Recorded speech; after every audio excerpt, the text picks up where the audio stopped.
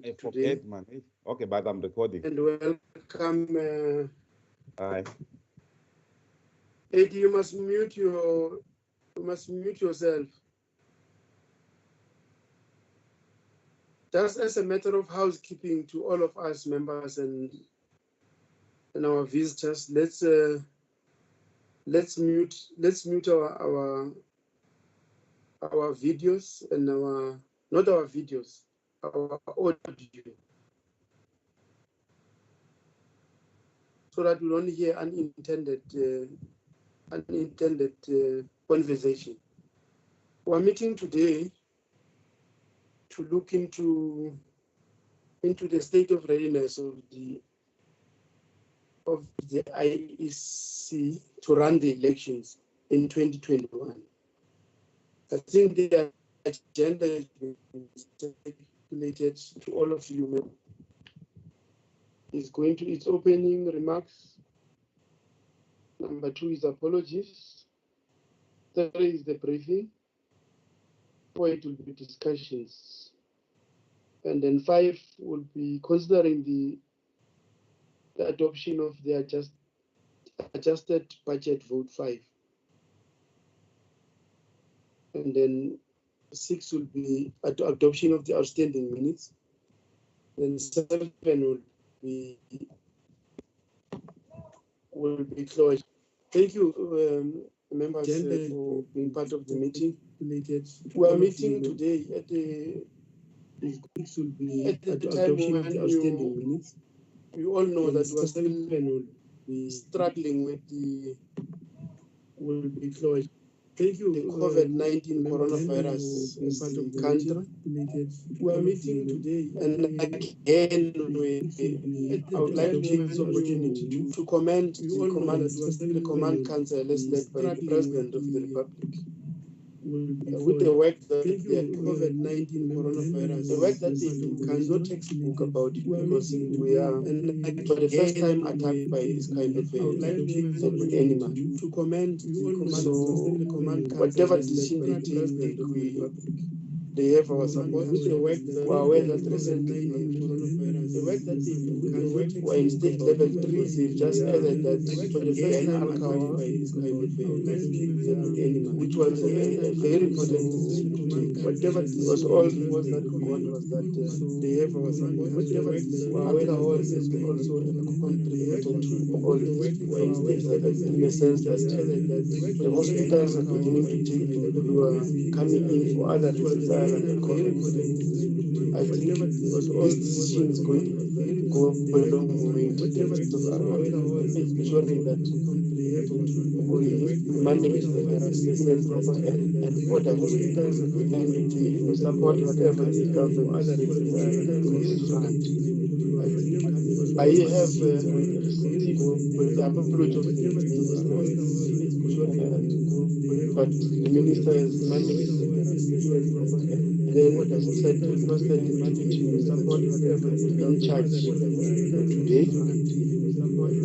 So the deputy minister is present, and the one but the minister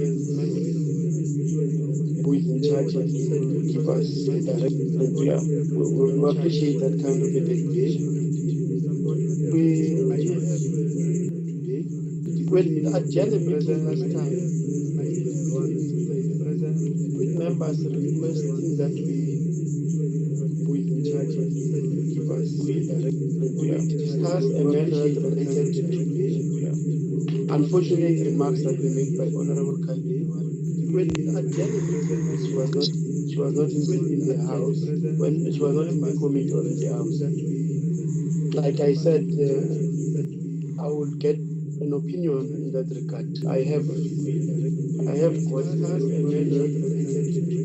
the opinion, don't say that remarks that were made by Honorable Kaide. It was in Kaine's right to, like I said, to express the opinion, not the fact. I have what she said, it was not a fact, it was an opinion. So it was in her right to express an opinion about what she saw on that day in question. So I wanted to leave that matter at that point, and I wanted to close it there. That because the opinion says it was, if she expressed her opinion, not a fact, it is within her right. And that's when I wanted to stop the matter at. But I did also get a letter, an email which was sent to me from Mrs. Lehuase, who has already taken this matter to the ethics committee. So I'm not in charge of the issues of the ethics and their processes. I think they will dispatch the matter as and when they receive it. But as for this committee, I will take it that the matter will rest at the point that it was an opinion of Honorable Kanyile that she expressed, not a fact. And I wouldn't want to bring this matter here to be discussed for members, because our main objective is to hold the department and entities into proper account. So other issues must be dealt with by relevant structures. But I did, in my capacity as the chair, table this matter in a management committee. And management committee also dealt with this matter. I think it did receive attention at that level.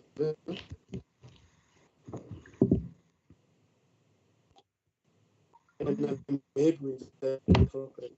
And I think the matter will activate. And I also saw that Democratic Alliance has written to ethics asking about a matter which they reported on the private allegation against the chairperson. And I welcome that. It's a very important follow-up. I think it will do a lot of good for me as a person, because it's long that this thing was alleged. I think in 2017, the fifth parliament, and I'm not also receiving feedback from the ethics committee. I'm happy, and I would like to thank the DA for having raised the matter. I think now that they've raised it, it will come to a quicker conclusion. It is in the best interest of the public and in the best interest of Parliament and myself to have this matter finalized promptly. Other than the apology of Ms. Eli, do we have any other apology? Good morning, Chair. There's no other apology that I have except that of the minister. Thank you very much. Chairperson, Chair, I see Mr. Kota. I think he wants to say something. He's raising his hand. Mr. Kota, we are recognized. He must unmute first. Can you unmute veteran Kota? Can you hear me, sir? Yes. Can you hear me now? Yes. Thank you. No, I'm not talking on the issues that you were on, sir. I'm begging your indulgence. I intended to mention or to place on record in this meeting that in the previous meeting, I had indicated that we would be submitting a contribution in the preparation for the bill, for the independence bill. And I just want to place on record, not to discuss the matter, just to place on record that we have completed our work with regard to that. And as I promised, we are submitting it today so that it can be paid attention to by the committee and the relevant structures. Thank you very much, Veteran Kota. Thank you, sir. Thank you very much. I I have not formally received it. I will then formally receive it from you today. But the secretary did tell me that there's something on my email. I will receive it after the meeting and formally process it. And I think Thank you, I'll call a management meeting so that we don't have conflict on how to we process this matter. Thank you, sir.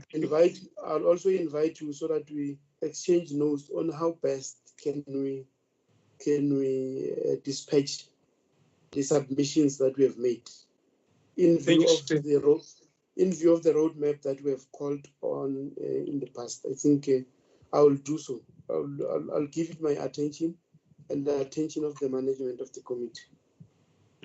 Thank you very much, sir. Thank you, veteran. Chair. Bongo? Yes. I just want to check if you want to allow your veteran to have the head in our meeting. Chairperson? You ask the veteran to take off his head in our meeting. Veteran Likota. To just take off his head. Yes, the veteran has done that, Honorable Judge. Thank you very much. Thank you, Chairperson. Thank you. I apologize. Chairperson? Okay, thank you. Chairperson? Yes?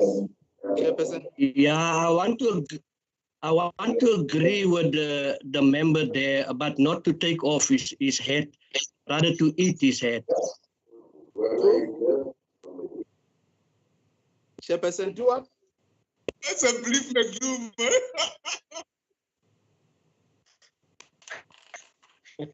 Honorable Chaban? Chair, I wanted also to check with yourself because the ANC has an intention to also share notes with the committee, whether we must follow the same process or it will be after the process with the IEC has presented its formulas on the approach to the election. We have that intention, Chair, to submit for your attention. Thank you. No, thank you very much. Like I had said, I'll receive this submission and I'll call a management meeting where I'll invite also Mr. Likota so that we can find a way of discussing the matter. And then where K is the one who's disrupting our meeting.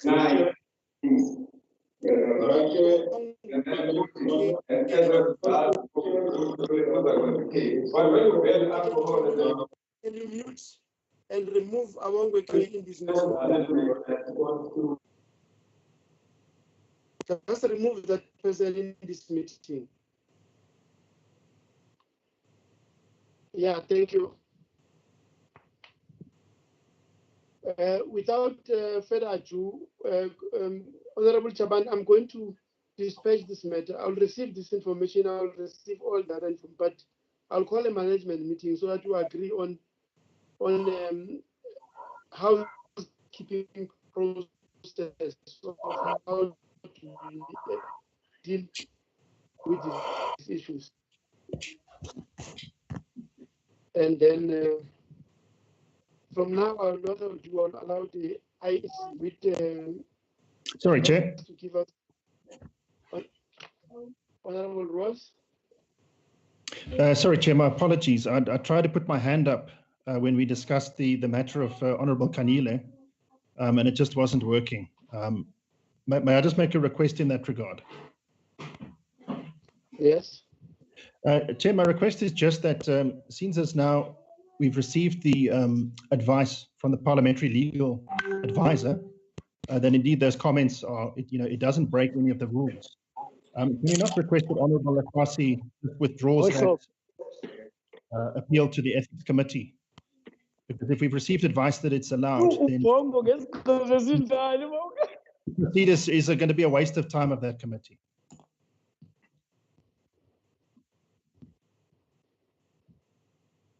Okay, thank you. Chairperson, I think, Honorable Chaban. Chair, because we are going to have the committee to adopt the reports, if we may allow IEC to proceed, and when we at the second item, you can attempt to deal with the issue Honorable Ross is raising. Thank you.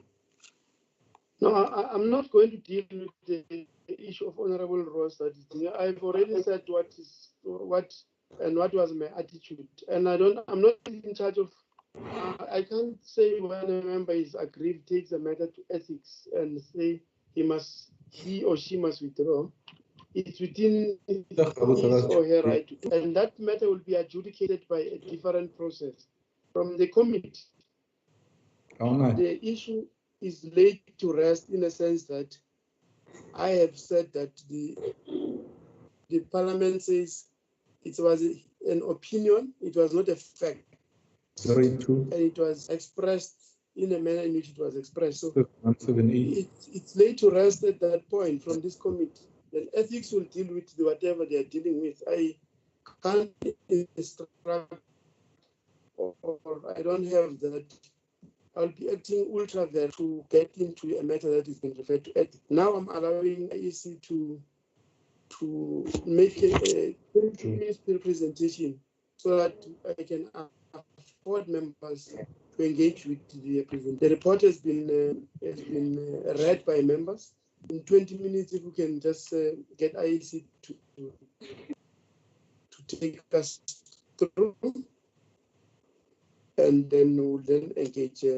Thank you, Honorable Ross, for that understanding. Honorable Machinin, you're welcome with you. And we're always pleased that whenever the committee calls you, you come, and we are quite happy. And before you start, we've invited the minister as led by the DM.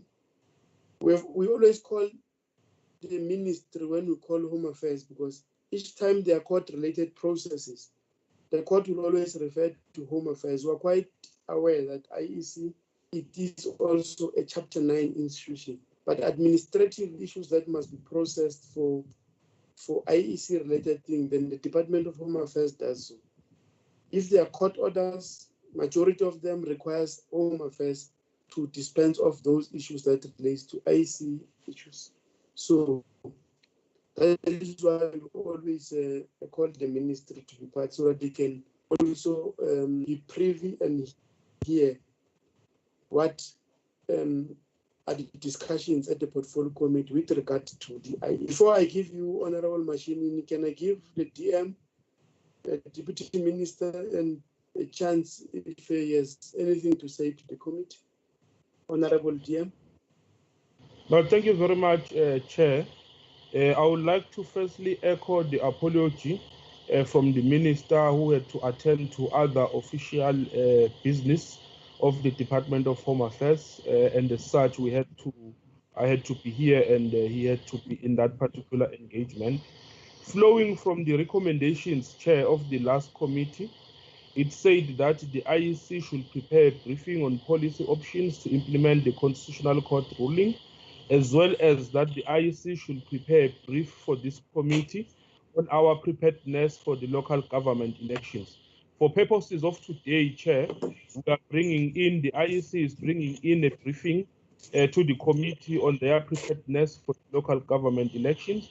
They've prepared a presentation that I think has been shared with the members, and the IEC will then take us through the presentation. If there are any other matters, we'll then respond to those matters. So without any waste of time, Chair, let me bring it back to you to hand over to the IEC to prepare the report, to deliver the report that they have prepared for today. Thank you. Thank you, Deputy Minister. Chairperson Machinin, over to you.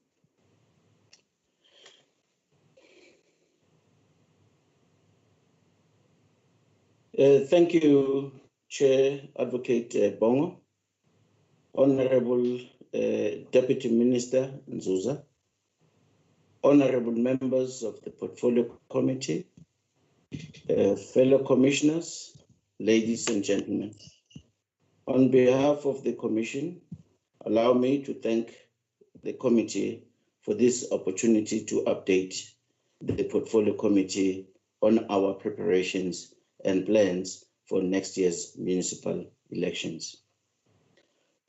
Chair, I am joined by my fellow commissioners, the Vice Chairperson, Ms. Love, as well as Dr. Masugu and Judge Pillay, as well as Commissioner Miepia.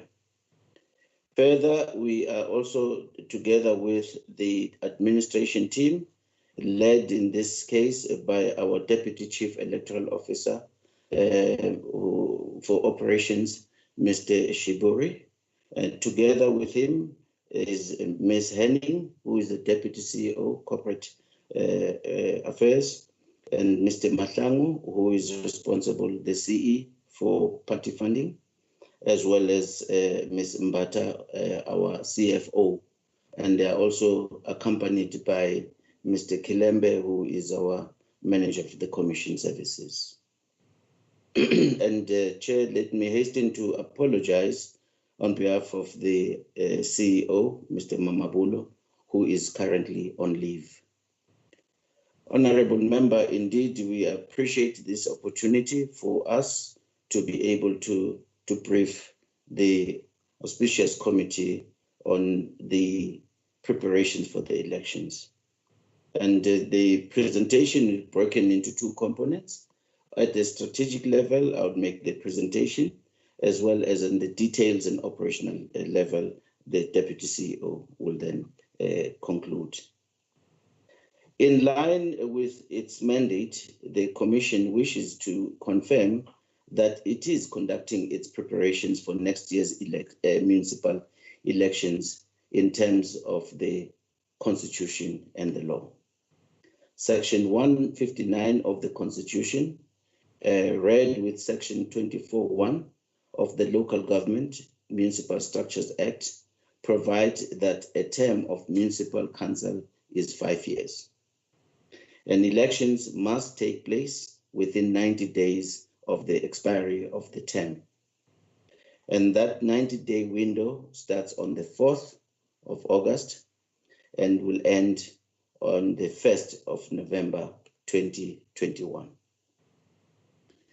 And in terms of Section 24(2) of the Structures Act, the Minister of COCTA, which is the minister responsible for local government, is required to proclaim the date on which the 2021 elections will be held, following consultations with the Electoral Commission.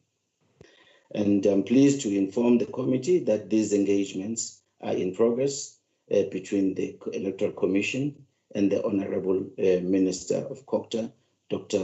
Dlamini Zuma. And we have already begun, and we will continue throughout the coming months as we seek to deal with the great uncertainties which faces us due to the ongoing pandemic. Honorable Chair, and in terms of the Section 157(4) of the Constitution, read together with Schedule 1 of the Structures Act, the Municipal Demarcation Board must undertake a delimitation exercise for elections. And importantly, there has not been for this coming year any changes, as far as we know, to the outer municipal boundaries ahead of next year's elections. However, there are the usual changes toward boundaries, along with a number of outstanding or contested municipal provincial boundary disputes, which may arise ahead of the municipal elections. Notably, the MDB has informed the Commission and the Minister of COCTA that the COVID-19 has hampered its delimitation initiatives, resulting in a delay to the finalization of the delimitation of ward boundaries. And in that respect, the discussions between the Minister, the Commission, and the Board are ongoing, and we are liaising to make sure that we adhere to our required timeframes. And among the things that whilst the current revised timetable of the MDB before us still provides enough time for the Commission to meet its mandate and hold the elections as scheduled, we are mindful that any further delays will have a domino effect on our preparations and planning scenario for the elections. Honorable members, we are also pleased to announce that the Electoral Commission continues to make a steady progress in adding the addresses to the voters' roll as was required by the Constitutional Court. At the time of submitting our first affidavit to the court in June 2016, we only had completed addresses for about 8 million voters, almost 33%, and a further 8 million voters had a partial or incomplete addresses, and we had no address or information for about a further 8 million voters. In the intervening years, and through a wide range of initiatives, and with the cooperation indeed of and assistance from the wide range of stakeholders, including the political parties, the Commission has managed to significantly amend this position. Today, we are very proud to say that we have actually addresses or sufficient particularities for over 24 million voters, as opposed to where we started at 8 million voters, which constitute 91% of the voters in our voters' roll. And only about 4% have a partial or incomplete data, and less than 5% have no address and details. And in that respect, we continue to secure the addresses, including at the voting stations when people come to the polls. And therefore, this task is ongoing, and we as a Commission are comfortable and confident that we will continue to work tirelessly to ensure that the voters' roll is up to date and as accurate as possible come the voting period. Further, honorable members, the voter registration continues to form a key part of our preparations for any election. And once again, registration initiatives will be at the heart of our preparation for next year's municipal elections. And further details to that effect will be provided by the Deputy CEO. But let me just point out that among the groups we specifically target will be the first-time voters, the youth who remain and underrepresented in our voters' roll. And in tandem with this registration drive, we will also seek to encourage greater overall participation in the elections with a view to continuing the trend of rising turnout in recent municipal elections. We will recall, honorable members, that from the base of just 48% turnout in 2000 for the local government elections, we have now been encouraged to see a turnout rising now up to 57% in the last municipal elections. And honorable member, the Commission, also, as we had reported before, is we are planning to have a new voter management device in place for next year's elections, since the zip machines have now become obsolete. And this device will allow the election officials to verify the voter registration details, and in addition to record participation in real time, which will prevent any chance of multiple voting. And a tender process in that regard is underway, and we hope that it will meet all the delivery timelines. In conclusion, honorable members and chairperson, there remains the great unknown risk ahead of next year's elections, and which is the COVID-19 pandemic. We remain, however, hopeful that the pandemic will be behind us or will be under control, so that the elections can take place in conditions conducive to free and fair outcome. But in these times of this uncertainty, the best we can do is to continue to prepare as best as we can so that we are ready to meet whatever changing conditions and challenges that await us. And this is the Commission will continue to do. And Chairperson, through you, let me then request the Deputy Chief Electoral Officer, Mr. Shiburi, to provide the further details. I thank you.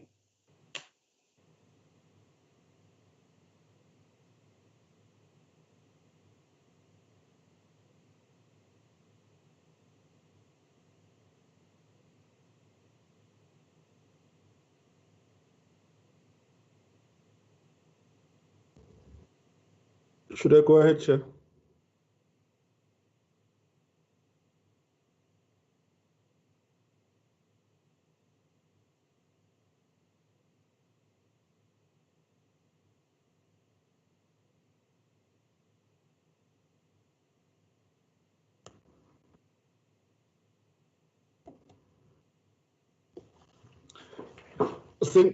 Thank you, Chair. The following slide will share the following. One, the planning scenario that will put the Electoral Commission on a footing to deliver elections next year. In doing so, we will highlight a number of key dependencies, as well as a number of milestones that will help us to deliver elections in a time frame that is lawfully permissible. And in concluding, we'll also share a few key success factors which ought to be realized so that we deliver elections as constitutionally mandated.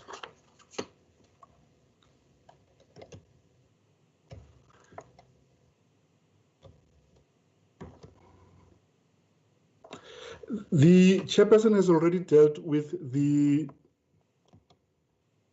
a number of things that inform our planning. Suffice just to add the following, that one, the date of the election remains still indeterminate. However, there are a number of knowns that we use as a basis towards our level of preparedness, and those are as follows in brief. One is that the term of a municipal council cannot subsist beyond 5 years. Secondly, that the 5 years is reckoned from the date on which the last general elections of local municipalities were held, and we know that was the 3rd of August. And therefore, lawfully, the Electoral Commission must stand ready to deliver an election as ready as the 4th of August and no later than the 1st of November in 2021. So those are the key things that inform our assumptions, and those are the key things that we know to be true and they will not change. Based on those things that we know, we have made a number of assumptions, and those assumptions are as follows. The first one is that voting will occur on a Wednesday, as has been the case traditionally. Secondly, that the voting day will be preceded by special voting days on which we enable persons who are unable to vote at their voting station on voting day to vote in advance. Secondly, to enable those among our countrymen and countrywomen who are unable, owing to illness, to go to a voting station to be visited in a place of confinement so that they also can participate in shaping the public affairs of their country. The third assumption is that there will be targeted registration and 2 voter registration weekends ahead of LGE 2021. I will come back to the targeted registration. As it relates to 2 registration weekends, while we are planned for 2 registration weekends, they are, however, no longer a given the perilous financial and fiscal position of the country. In doing so, we are now looking at other cost-effective means to assist us in registering voters. And we should, in the course of this year, launch and announce an online voter registration platform that will facilitate a remote registration by voters. The key other assumption that we make is that the timetable for this election should not be less than 86 days. And that is key for a number of reasons, because the 80 days is determined from the day on which the minister proclaims the elections. We'll have 86 days to do all activities that are required within the timetable. That will include, among others, the inspection of the voters' roll and for members of the public to object against the inclusion or exclusion of certain people on certain segments of the voters' roll. Similarly, within this 86-day period, the Electoral Commission must facilitate candidate nomination and generate a voters' roll in order, generate a voters' roll as well as print ballot papers to be used for those elections. So anything less than 86 days puts proper preparations into peril.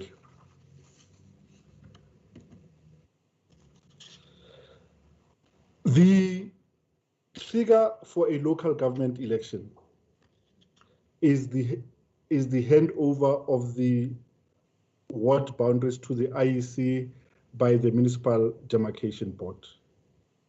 For very valid considerations, the MDB has had to unavoidably change its schedule of public hearings.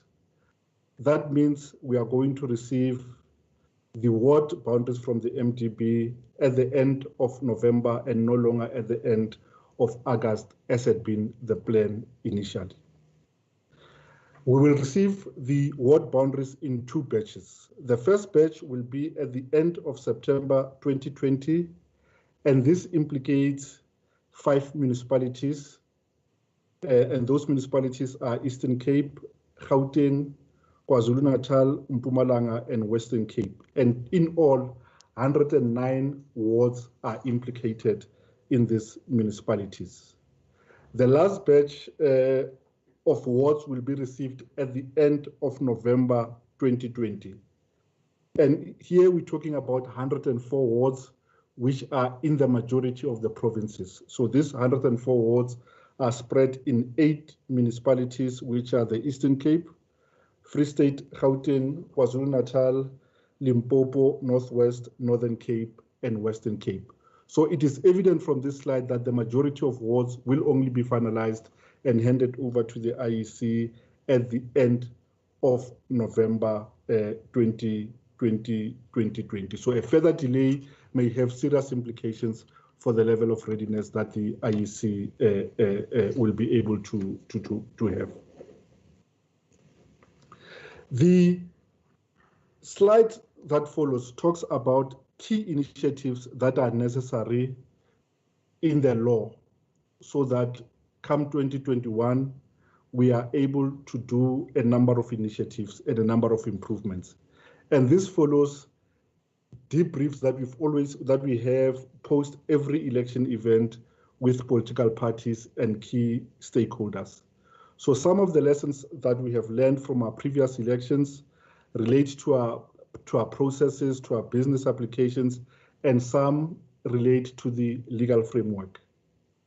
For the upcoming elections, there are necessary electoral reforms that require enactment. Some of those reforms are substantive, while others are of a technical nature.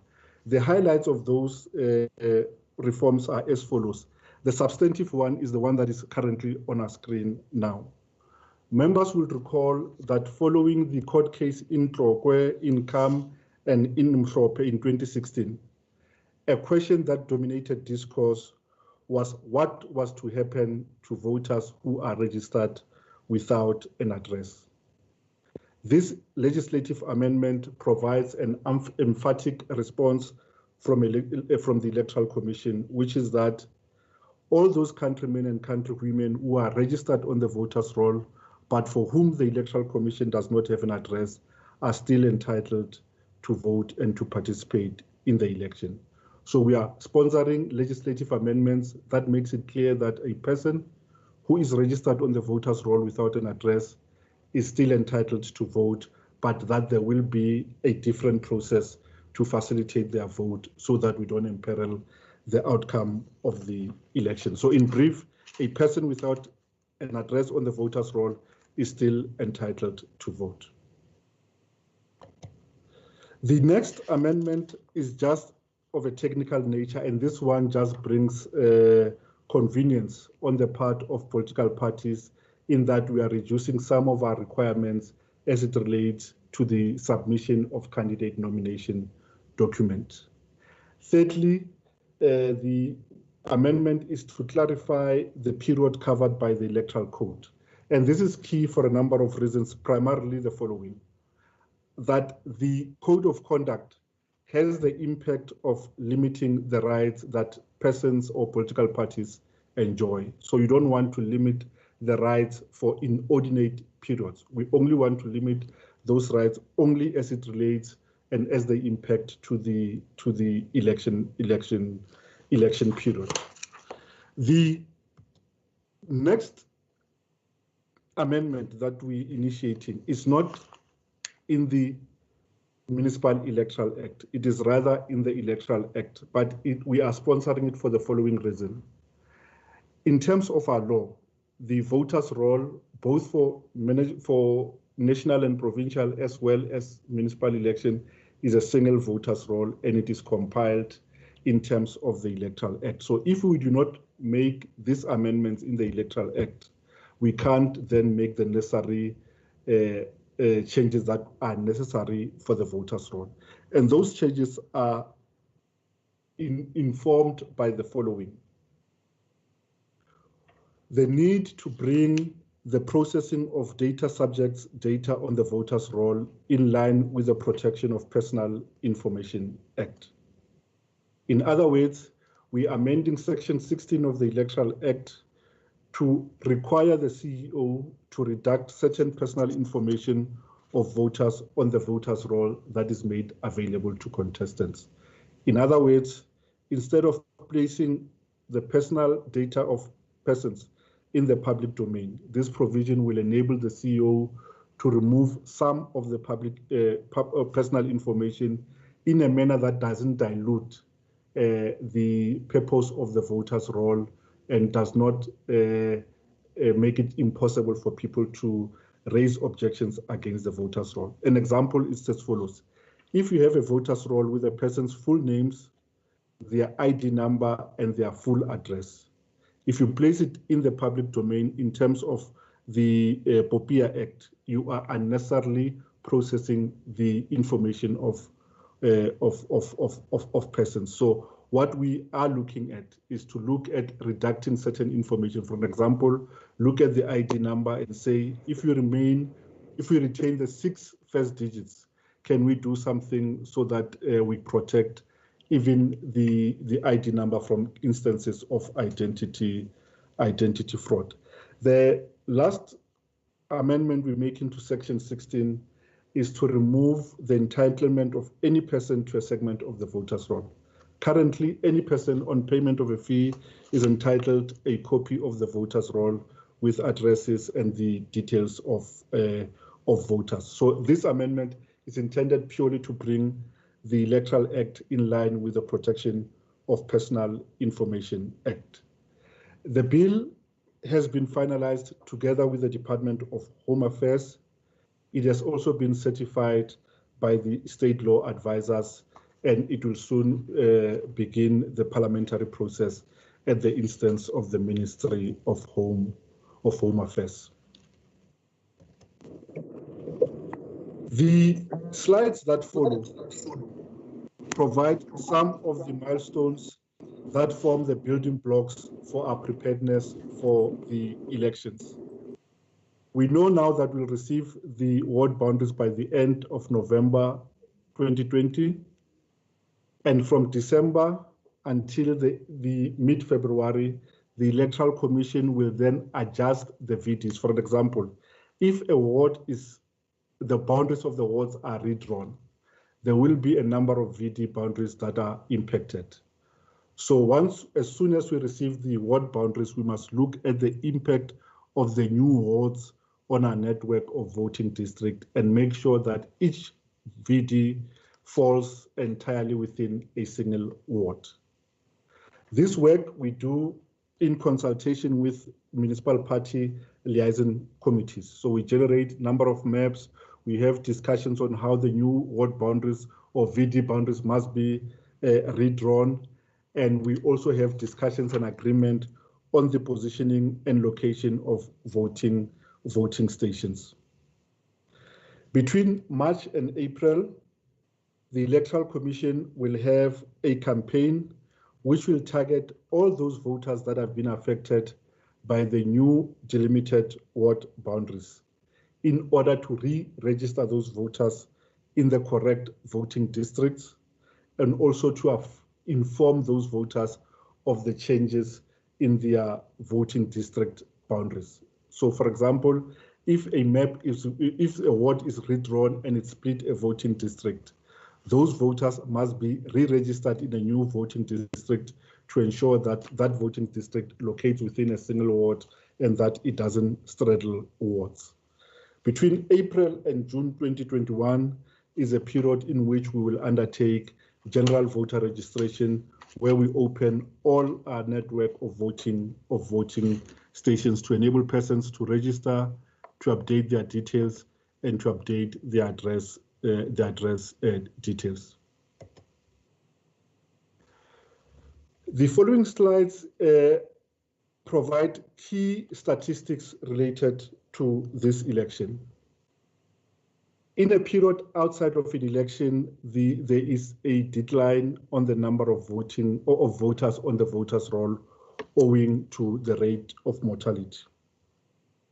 We know now that following the MDB process, the number of wards will increase from 4,392, and that will also have a corresponding increase in the number of voting districts. As we speak, the voters' roll reflects 26,550,000 registered voters. Ahead of each election, we will have general registration drives to refresh and to enroll those first-time voters and those persons who may have changed residences in the intervening period. It is common cause that since the Kham and Mhlophe matters, an address on the voters' roll has assumed almost conditions that are precedent to free and fair elections. And the chairperson has given us the statistics on the voters' roll. Suffice just to add the following: that out of the 26.5 million registered South Africans, we have an address for 24.1 or 91%. We have a further 1.1 million or 4% of registered voters with a potentially incomplete address. And what this means is that the address does not meet the common standards of an address. For example, it is not made up of a house number, a street name, a suburb, and a town. It, however, doesn't equate to the fact that that is not a proper address. It could be a proper address for a number of social settings. For example, in rural areas where there are no house or street numbers and street names, that address in that setting may be as best an address as you'll ever find in those circumstances. There's a further 1.2 million or 5% of people who are registered on the voters' roll who have no address at all. And the prevalence of the no address also tracks the provinces with the high population densities. Gauteng accounts for the majority of persons without addresses on the voters' roll, followed by the province of KwaZulu-Natal, and followed by the Eastern Cape. And there is a clear pattern that emerges when you look at these things.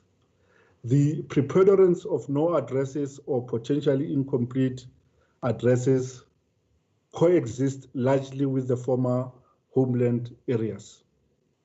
And also secondarily, there's a concentration of these in areas of high densities where you find preponderance of informal settlements. So the Instances of no addresses coexist with informal settlements as well as with the former homeland, areas. Ahead of elections next year, the key responsibility on our part will be to investigate all those instances that I referred to as potentially incomplete address, to investigate each of those 1.1 million addresses in order to make a determination that it is a complete address or not. For example, in a village where the entire village locates within a single VD, that address, incomplete as it is, may be defaulted to a complete address because in the court ruling, the court said there are two functional purposes for an address. One, it should assist contestant to identify and to campaign.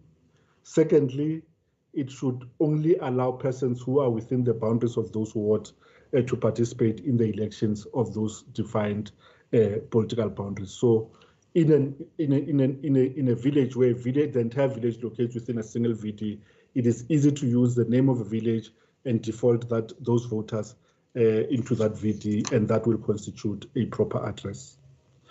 We are also engaged in an exercise of geocoding addresses to confirm location within wards of registration.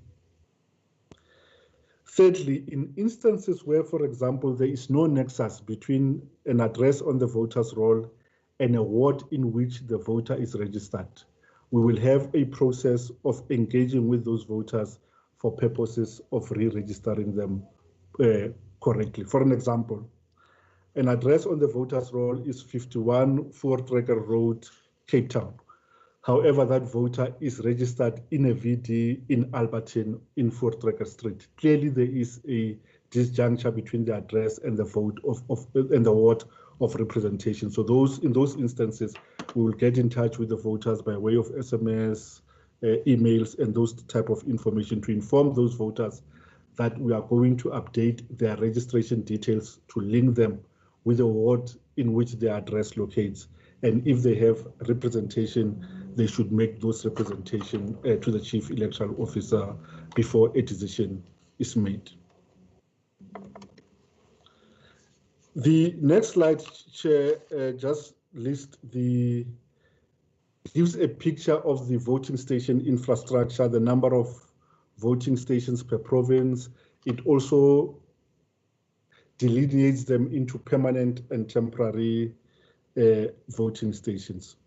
The only thing we wish to share on this slide is that owing to unequal development edifice, there are voters who still vote in circumstances that are less than ideal, i.e., where there are no public amenities or infrastructure like schools and community halls. In those instances, the IEC must put up tents for those voters to vote.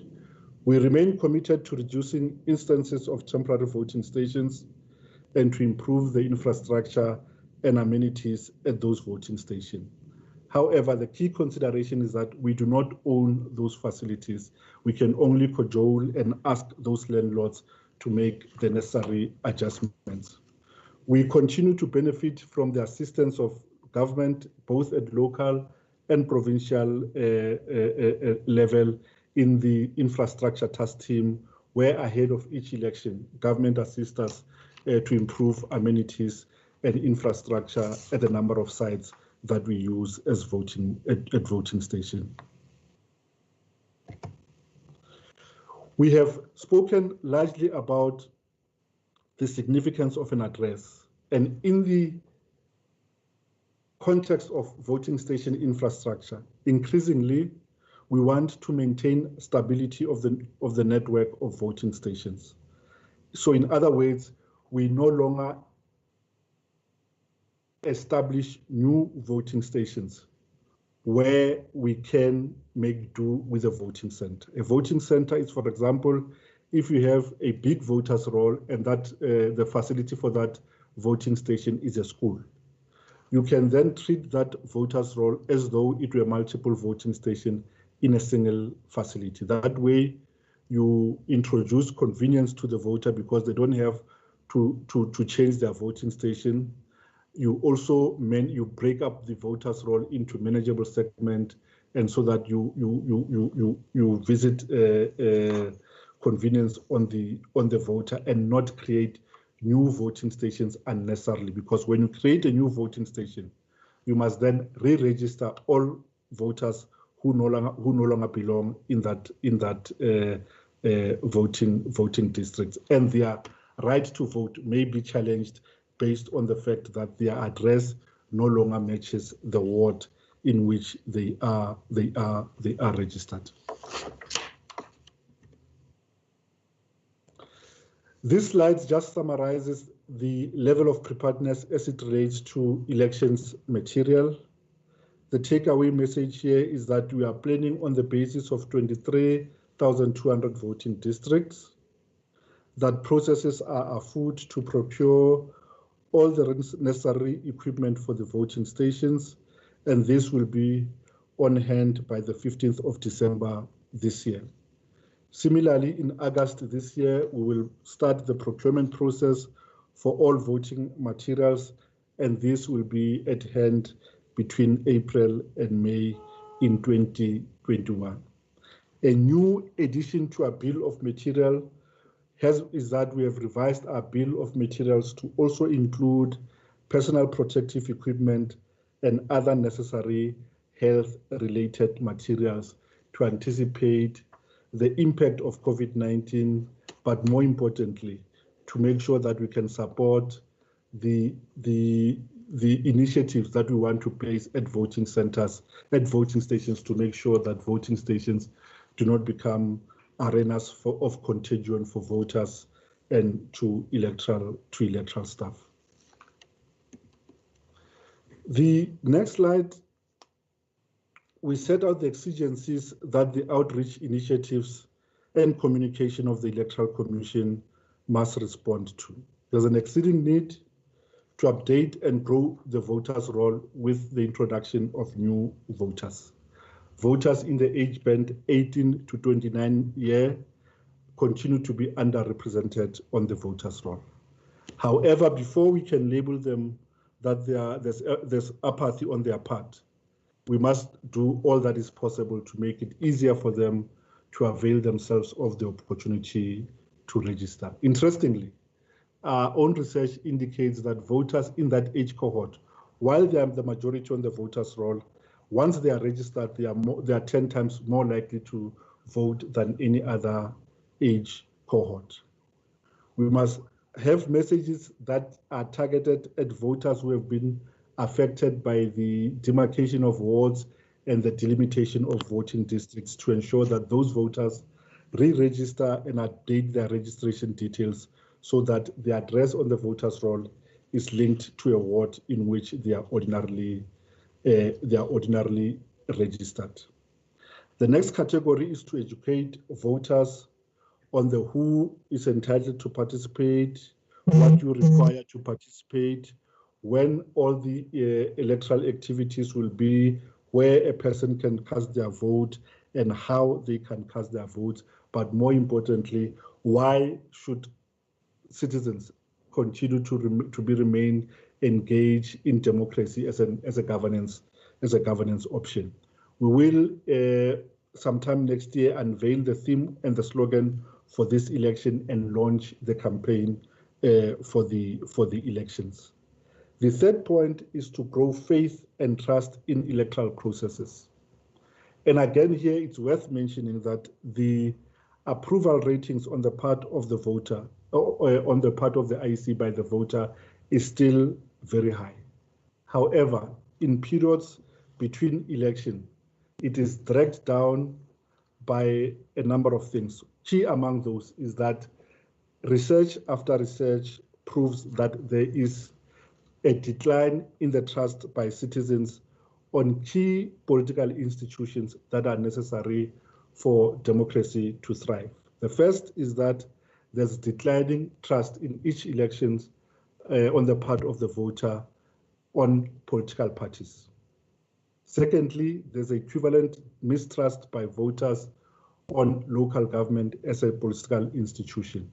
And if you consider that the Electoral Commission requires the participation of those two key political institutions for the delivery of election, in the period outside of election, the ratings of the Electoral Commission is drawn down because of those level of mistrust. The last point on the slide is to continue to ensure conditions that are conducive to free and fair elections. While in the past, those conditions related to tolerance and respect and adherence to the code of conduct, in the upcoming election, COVID-19 is going to play a key factor in the determination of whether those elections can be classified as free and fair. An example, we can put in all measures at the level of voting stations to make sure that there's no transmission. However, if the alert levels and the regulation still obtain, for example, the regulations on the state of disaster do not allow for the gathering of persons, can an election undertaken in those conditions be declared free and fair where political parties and contestants do not have unfettered access to voters and they cannot campaign? The last slide, as I come towards the conclusion, Chair, deals with the human capacity for elections. Here, the key things to mention is that we recruit electoral staff based on a criteria that was developed in consultation with political parties. And the purpose of the criteria is to ensure that we can exclude those persons who are partisan from being employed as electoral staff. Once we have made a selection, we provide the names of all key people in the voting station, presiding officer, deputy presiding officer, and voters roll officer to political parties so that political parties can raise objections against the use of those persons in voting station.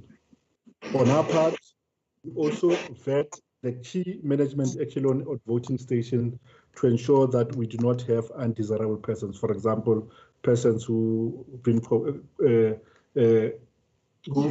arrested or convicted for serious criminal offenses.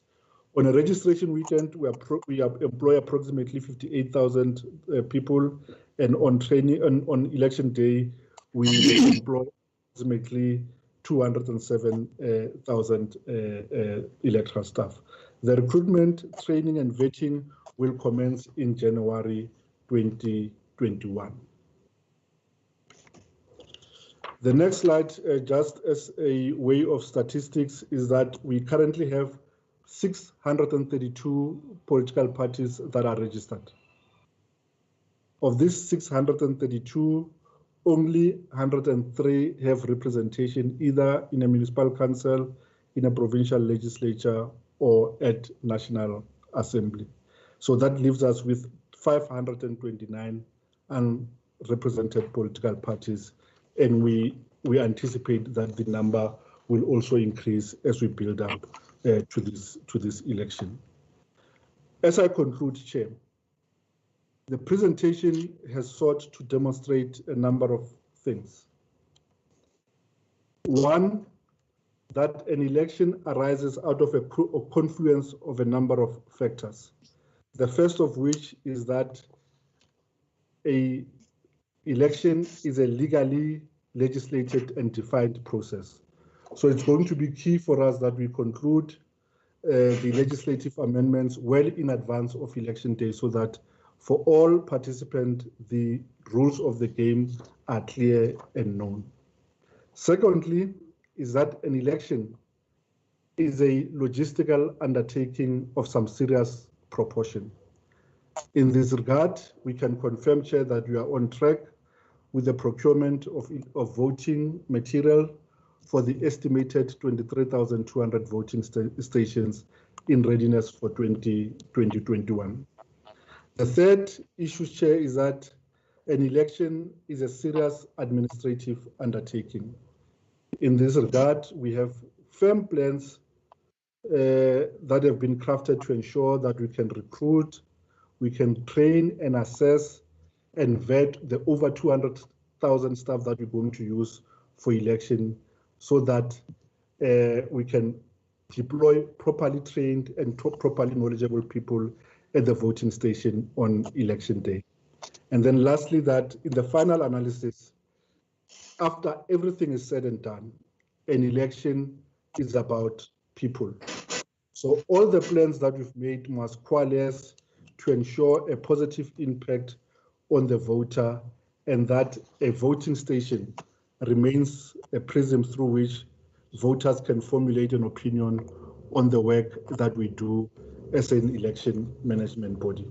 So the key success factors for these elections are that the MDB will adhere to its timelines, that we will continue to make progress in linking a voter's address to a ward in which the voter is registered, that will have positive outcomes for the voter management device because it is key, one, as a registration device for voters, but also as a device to manage the queues and also to manage voter participation on election day. And lastly, that will continue to anticipate and mitigate the impact of COVID-19 in voting stations, but more importantly, the impact of COVID-19 on conditions that are necessary for holding of free and fair election.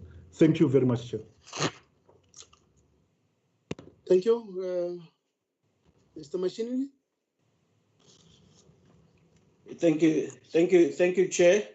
I don't know whether you can see me that side. I can't see you because can Eddie remove these slides now?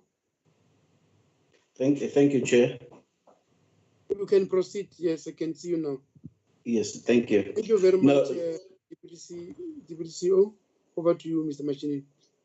Yes, Chair, we'd like to thank you and the honorable members for the indulgence so that we could present a comprehensive update to the committee. And,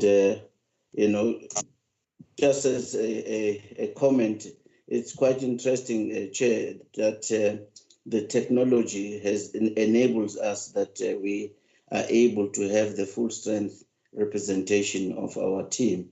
This is the depth of the IEC in terms of its talent.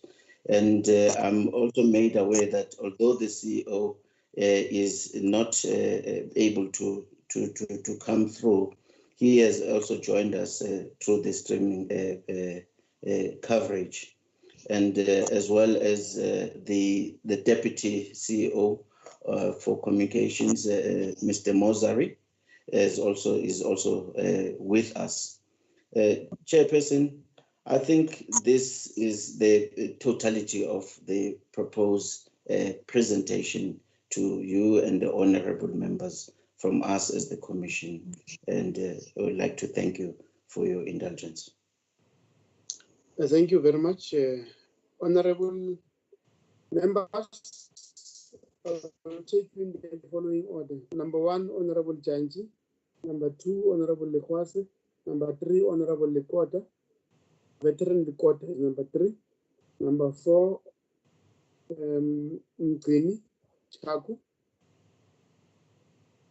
Number 5, Honorable Kanyile. Number 6, Honorable Tito. Number 7, Honorable Lizelle van der Merwe. Number 8, Honorable Rose. Number 9, Honorable Muliko. Number 10, Honorable Muela. Number 11, Honorable Chabani. In that order. Over to you, Honorable Janji. Thank you very much, Chairman Bongo. And let me just state up front and thank the IEC, the Chairman Mashinini, and the Deputy CEO for the presentation. But I want Chair to say to you, I appreciate what has been presented, but I am overwhelmingly unhappy about what has been presented. I want to repeat that I'm overwhelmingly unhappy for the following reasons, Chair, and I will demonstrate the issues that I really want the IEC to continue doing work on. I want to start, Chair, with the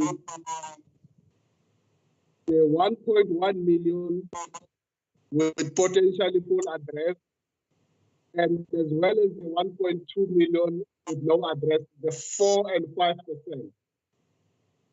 My interest is not on the 91% that has full address. I am interested like a good shepherd about those that are not in the net. This is where I want to emphasize my point, because I would like that the IEC help us to give a proper breakdown. You've given about 400,000 in Gauteng, Eastern Cape, and KZN. That takes to about 800,000 of your 1.2 million. What will be important is that you need to indicate to us, if you can't put in this meeting, it must come to us, a breakdown of those with no addresses in each province. And that breakdown must be a breakdown that you do per geographic area in Gauteng, in the Eastern Cape, in KZN, and in all the provinces. And also, because it is important that political parties in assisting IEC know where these challenges are. So it will help to get a proper breakdown of those, including their age, because that's going to be important if you have to attend to the youth intake. But also, Chair, what is missing, and IEC is not telling us, you are telling us who has registered. I am interested that the IEC tell us how many eligible voters are not registered. How many eligible voters are not registered? We're not told about that, because that is always the problem that we face in each and every election. These are the people who queue on voting day thinking that they are registered. We need to know eligible, how many potentially you think are not registered. For some reason, you're not even coming close to that. You're not even indicating. It seems you have not done work in that regard. And I think it's going to be important that we attend to that. And when you do the breakdown, it will also help us, because the next trigger is the Department of Home Affairs. We need to ensure that these people have got ID and so on. So it helps to give us a detailed information about this. And in fact, when you do that, both in the breakdown of what I've asked you, that you need to indicate what are your own plans of how you're going to go about embarking on this kind of registration. And I'm going to link this with the other points later on.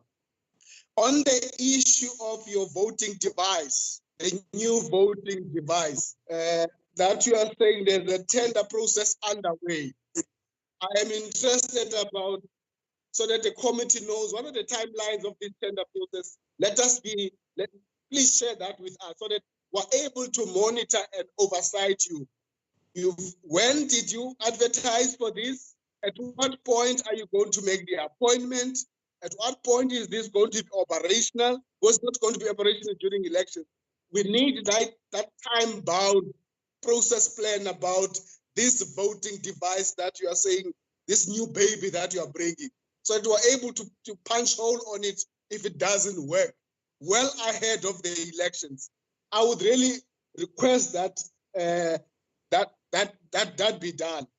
Now, Chair, my next set of points is I want to take out the excuse of COVID from IEC.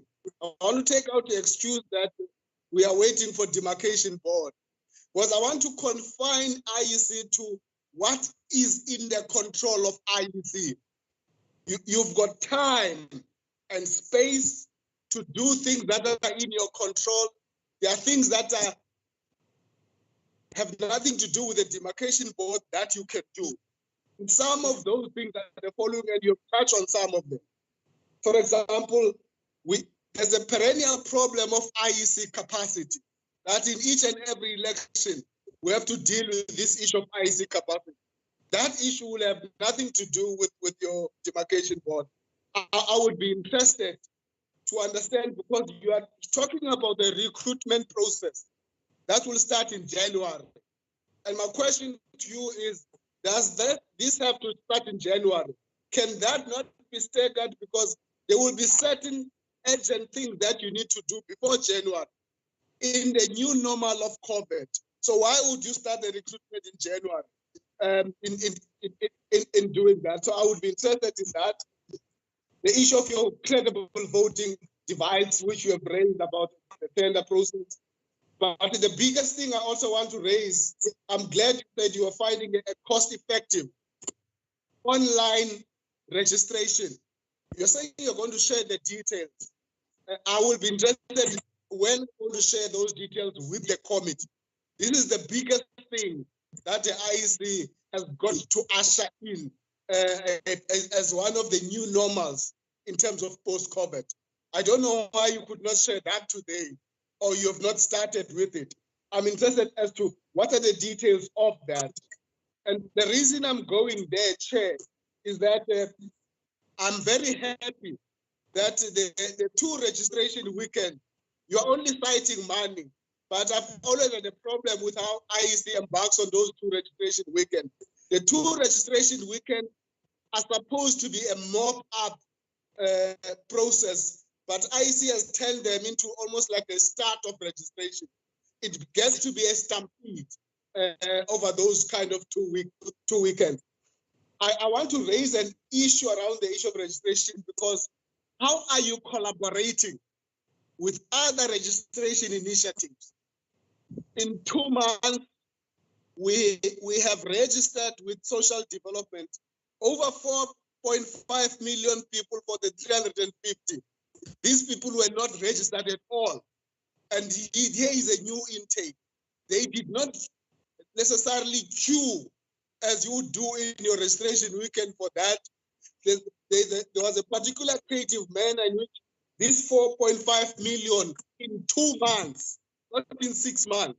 In 2 months, you've got 4.4 million people who have registered for the 350. How is IEC collaborating with other state institutions about that people don't get registered for individual benefits? You collaborate with your social development, your home affairs, your SARS and others, so that we're able to pick up this kind of benefits. I think, Chair, I just wanted to, for now, raise those issues. Hence, I was saying, maybe the last point, Chair, you speak about 109 wards where there's still work to be done, and it's in 8 provinces. I would like you to give us what municipalities those was. Provinces are not municipalities. You've just said you've listed these 8 provinces. I would be interested that those 109 wards, what are the municipalities that are affected? Again, this will help political parties.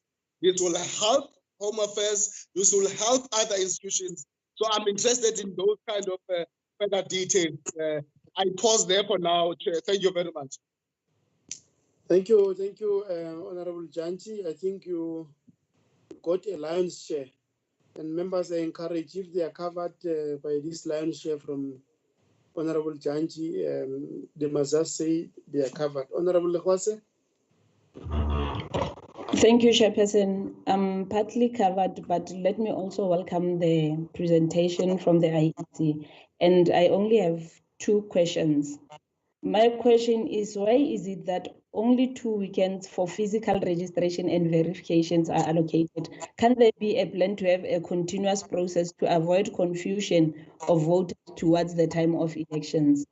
My other question is on I heard Mr. Shiburu talking on the investigations for potential incomplete addresses. My question is, what will happen if the implicated voters are not reached?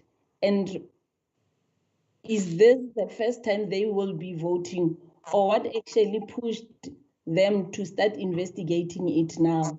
Can you maybe have the reasons why are they investigating them now if previously they did not vote? Thank you, Chair. Thank you very much. Veteran Likota?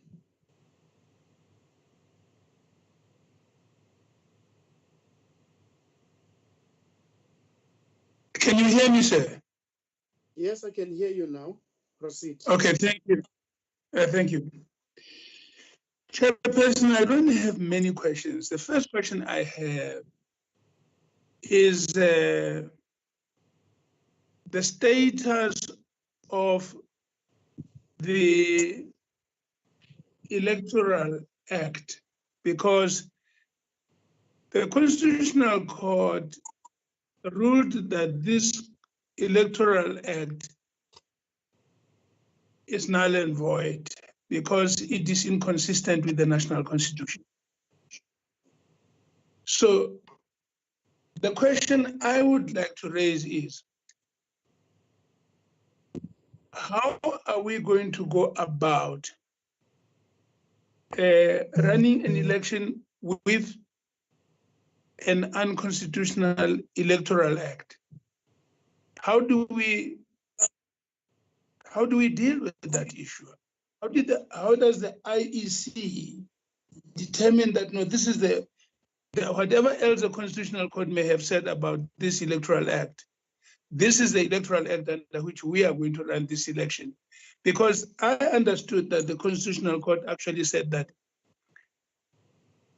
it gives us 24 months to run, to get ready for Parliament to pass legislation and correct these problems that we now have in our legislation, so that we can then run an election. I really would like to hear some response on that issue. And all of these things that have been done until now, which are clearly inconsistent with the law, I want to raise that question and hold my input there. All right, thank you very much, Veteran Likota. I know you are also a very strong, you have a strong experience in governance. You know that the court, when it speaks, it will say something it is invalid insofar as it will not say entirely. But the IEC will clarify that point. It's an important point that that you are raising. But I think the court will say, to the extent that your section says 1, 2, 3, it is invalid. That specific section, without entirely invalidating the entire act. But they will respond to that, and I think we'll take guidance and cue on that. The next speaker is Mgini. Mgini is a visiting member from the EFF. Over to you, Mgini.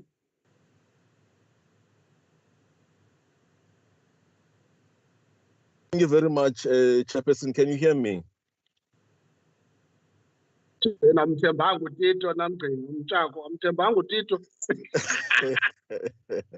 Kawuyeka man. Can you hear me, Chairperson? That's correct. I can hear you. Proceed. Okay. No, thank you very much, Chairperson. Let me apologize for my background, and I just got this meeting on the way I was driving, but I'm trying to put a background, but I was already in the meeting. No, thank you very much for that, for the chance, my chairperson, and also the presentation from the IEC. Chairperson, the concern I'm having is that in the presentation, we did not really touch on the status quo, what is happening in terms of the pandemic that we are having. Yeah, and maybe we did not get in terms of what happens if this peak, this pandemic prolongs. Because, for example, let me give you the example. I thought that maybe the IEC will also talk on the presentation they gave in terms of the, what's that thing called? It's the voting during COVID times, where they gave what are they going to do on the voting station in terms of preventing that COVID-19. And I'm worried because the way that they are talking is that it's like this COVID-19 is going to go away. As you have seen that the infections have been rising dramatically, very drastically, to a point where it is estimated that the peak will be between September, October-ish, somewhere around there. And also I'm worried because their projection is that we're going to having by-elections on there around November. So I'm worried in terms of what if this peak or this pandemic goes all the way up until next year. That's number one. And remember also that on the election, we're not focusing on the day of election alone. We have a preparation. We have to prepare, putting structures on the ground. Oil, there's, the structures. Do a campaign, do door-to-door, which is mass work. Now that mass work, obviously, you need something, I don't know, like let's say a year or so before that, let's say 12 months before that. We should be starting to do that. Now, will it not be, I'm doing a submission, my chair. Will not be a submission that, if we cannot allow to do this smart work, to canvass properly, will it not be actually trampling on the free and fair, on the outcomes of the elections, which are free and fair? Because we have to do the mass work, we have to do it door to door, we have to, and all those things, and those things are high contact activities. So it would have been nice, Chair, to say the projection, to link this planning with the scientific approach in terms of what's happening with the pandemic. And also, Chair, it's a good idea to have the electronic thing. That's fine. I agree with the previous member. I'm covered there. They must give us in detail how is that going to work, because the zip-zap machine, so that there was a problem of double voting. We want to make sure that at this point in time, there is no double voting. And that zip-zap machine must be able to kick out a person who has voted. So if this electronic system now is going to work, because we had a problem when a chair of zip-zaps which are not working, and it was a huge issue. And also, Chair, with their document on the state of readiness of elections on COVID-19, they were talking about that we must sanitize, and also we must use a person must ink himself. Fine. But now you've got ethanol there, and ethanol is a cleaning agent as well. Even though it's a sanitizing, you are able to clean the ink. Now, is it not going to be when you're sanitizing and you're inking, a person will be able to take out an ink? So we're having an issue there, because a person will be inked, come out, and then that person will be sanitized and the ink might be removed. So will it not be any issue which is actually there, that can be the whole issue there? So, Chair, I would like to submit to say, what is the view of the IEC in terms of maybe even our Chair Guti, we move to say, if we can combine these elections for 20, the national and the provincial elections, so that we have enough preparation to do our mass work. Also, we can look at this pandemic, because we don't know what is going to be happening. And also, they're saying that it takes something like 2 years of a proper vaccination to do that. Yeah, well, so I would like to say what is their view, because this point, when a chairperson, it's not clear in terms of what is their view. Is it also possible? But according to the Constitution and the Electoral Act, it is possible. I've done my research to check what was the main issue of not combining them. Will it not be an advantage to say that let us to postpone them next year? I mean, obviously you can do the national legislatures and combine them with the, because you're also going to chair. If you look in terms of the cost of the elections, they are quite enormous. I think they will correct me. I've looked at the value of about 1.6 billion, roughly. So doing them in one go, you will also be doing a cost saving in terms of the election. Now, Chair, my last question, the previous speaker has covered some of the questions there, is to say, on the demarcation board, they still need to do public participations to make sure that, you know, people can comment and all those things. So because of this pandemic that is drastic, is the date of the 18th for the submission of the second batch of the wards feasible now? Now, looking at the rate of infection that has increased, that might be another case to say that maybe it must be the talk when a chairperson that we must have.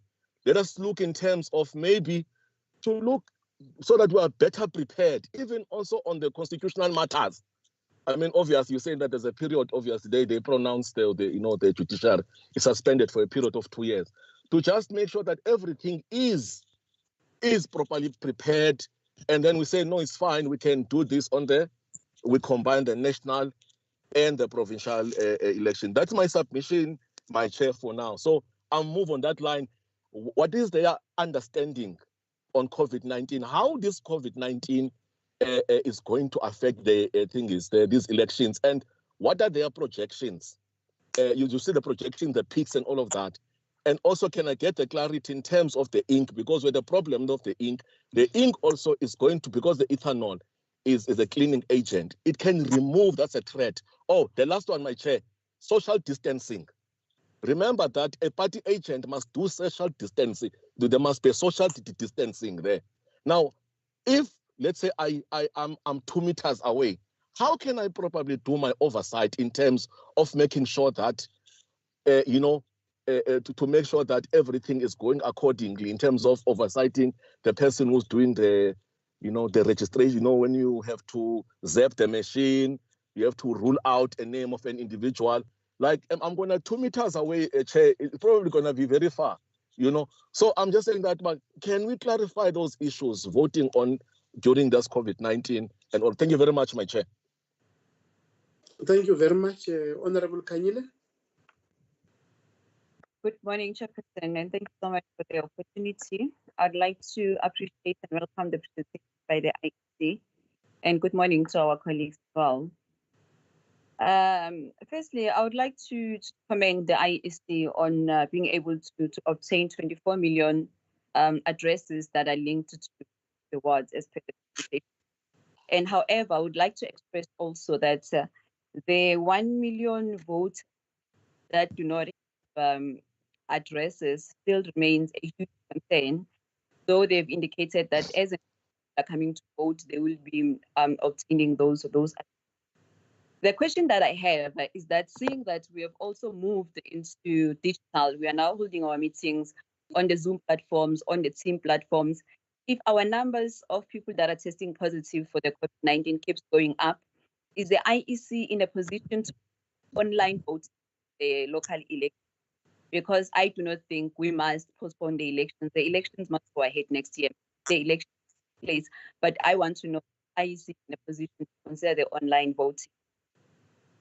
And normally, each and every year before the elections, we normally have the 2 special votes days before the actual voting day.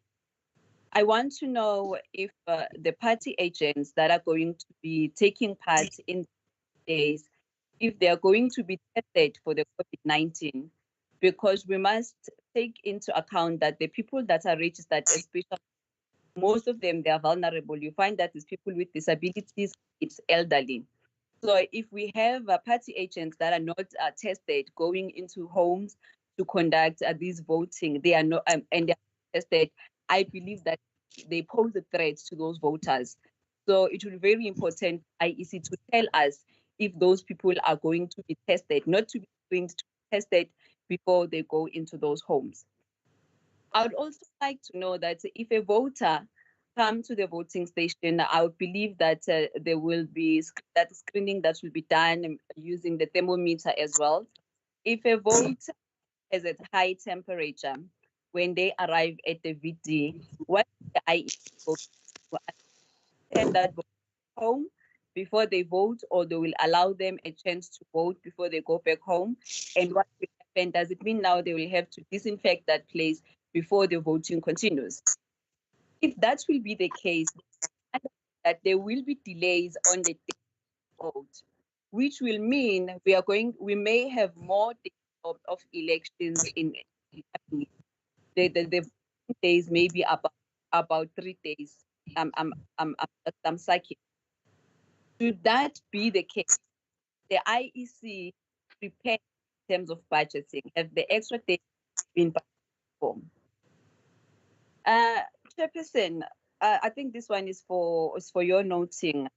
I would like us to invite the MDP to come into the presentation before the IEC as far as the demarcations they are concerned. Because I remember that last year when we conducted the oversight at the IEC, we raised a number of questions about how most of our areas they are demarcated. I remember also Honorable Mike kept making an example about the rural area. I think it's in the Northwest, if I'm not mistaken, that you wanted to be taken into consideration. So if our councillors, they have made those presentations, we'd like the demarcation board to come and give us a presentation so that those areas they've been catered for.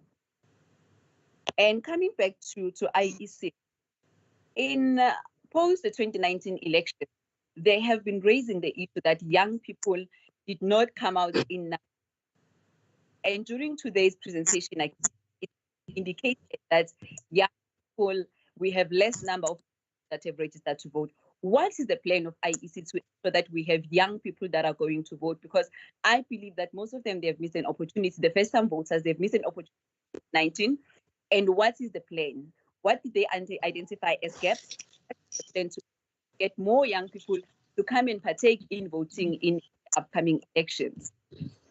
And coming to the issue of voter managed devices, I think I share the same sentiment as my colleagues that have spoken before, but would like to add that when those devices are ready, we would like them to be brought to the portfolio committee to be tested for presence, because we cannot have a situation where we are having devices where we pick up that they are having mistakes only after people they have voted already.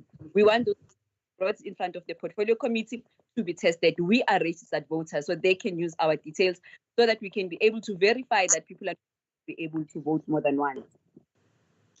I'd also would like to be covered. Something was mentioned about informal settlement, but I think I missed that. Can the presenter enlighten me about how do they handle the issue of informal settlement, understanding that most of them they do not have addresses? So we would like to know how do they handle those addresses? Okay, I think for now I'm covered. Thank you so much. Thank you. Honorable Tito. Thanks, Chairperson, and also I would also like to thank the IEC for coming to present the presentation today. Most of the speakers, Chairperson, especially Mgini from the EFF and also Honorable Janji, they have covered me. I'm fine, thank you. Thank you, Honorable Tito, for being progressive. Honorable Lizelle van der Merwe. Thank you very much, Honourable Chairperson. And yes, I have been largely covered, but I just want to ask a couple of questions. Firstly, I would like to say thank you to the IEC. I think they really continue to do good work despite all of the challenges that they face, Chairperson. And in particular, we need to thank the IEC and its leadership under the stewardship of Mr. Mashanini in terms of the progress that they made in collecting the addresses. So we really thank them for that. I think on the issue of the calls for national and local government elections to be held simultaneously, I know that this is not a decision for the IEC to make, but what I wanted to ask them is what is their view on this proposal? Is it something that they would be in favor of? And also, has there been any discussions between themselves and the ministers of COCTA and Home Affairs on this very issue? I would like to agree with my colleagues on the issue of the online voter registration platform. I think we need to underscore that we need to get the details about this sooner than later. For example, when will it be operational? Because I assume that if we've got a platform like this, then we'll also be doing online voter registration weekends instead of actually doing the physical voter registration weekends. So we need to get maybe a separate briefing on this online platform. Chairperson, as the Honourable Angel Kanyile just spoke about, we keep on talking about the need to include young people into elections, that we need to focus on young people to ensure that they participate in the elections. But what are we going to be doing differently? I want to ask the IEC this time around to ensure that the 2 voter registration weekends specifically target young people. And I must also say that we must consider, Chairperson, that the shocking state of our municipalities and corruption at local government level might actually be a great deterrent or might actually impact on the success of the local government election, because we might see a lot of South Africans being very unwilling to participate in the process. So how is the IEC even taking this into consideration? So in other words, do we have a plan to deal with voter apathy? I was even wondering whether, have we ever considered speaking or engaging with the Minister of Education on making voter education a part of the school curriculum? Because I think if we talk about the importance of letting young people understand the who, what, when, where, and how of voting, then surely our schools or our education system can play a part in that. I've got 2 questions left on the communication strategy. By when does the Commission aim to launch their communication strategy and voter education programs? One of the colleagues said that we need a year, and I also think under current circumstances, we need to get going sooner than later.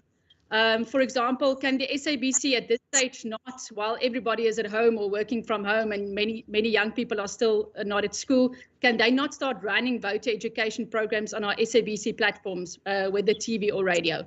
Lastly, because of COVID, of course, the digital environment now becomes very important. And the IEC recently stressed the need to manage the digital environment as the spread of this information could distort and harm democratic electoral processes. So is the IEC planning to engage government on the need for legal frameworks to help us guide the use of digital media in the elections going forward? Thank you very much, Chairperson. Guy, please. Thank you very much, Honorable Ross. Andre and Ross. Thank you, Chair. I'm largely covered by my colleagues, and especially once again, thank you to the IEC for a comprehensive presentation. My question is just with regards to the geocoding. And I just wanted to find out, is there a process whereby we have the dwelling frame, which we spoke about before, which is the geocoded addresses of pretty much every South African that is engaged with by Stats SA. So as part of this geocoding project, is there will those 2 data sets be combined so that there can be some sort of a check and balance in terms of whether, especially as we go into the future when new houses are built, will we get those geocodes as well, etc. So I'd just like to understand, is there an engagement to make sure that the dwelling frame and the geocodes that you get now, beyond the initial geocoding project, that it'll be able to be sustained as new dwellings are added on both sides? Thank you.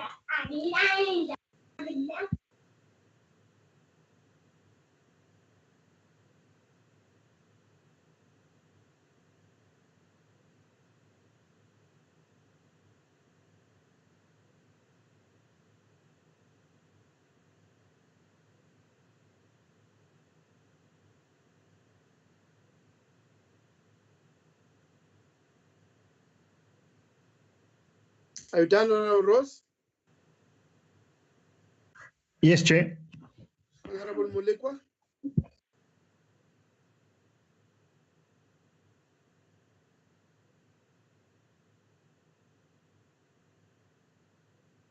Thank you, Chairperson. I think I'm covered, but I also want to emphasize the issue of the need to meet with the demarcation board before the final report can be presented to IEC.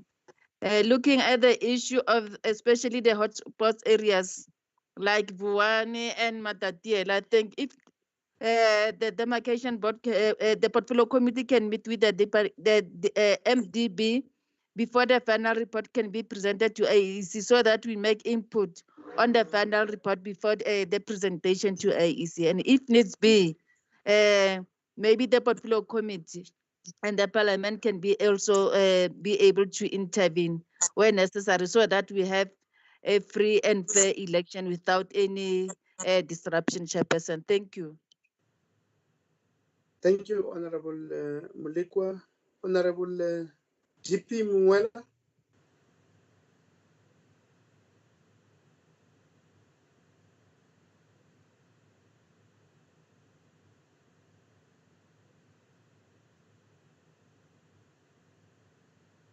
Honorable Mwela, are you?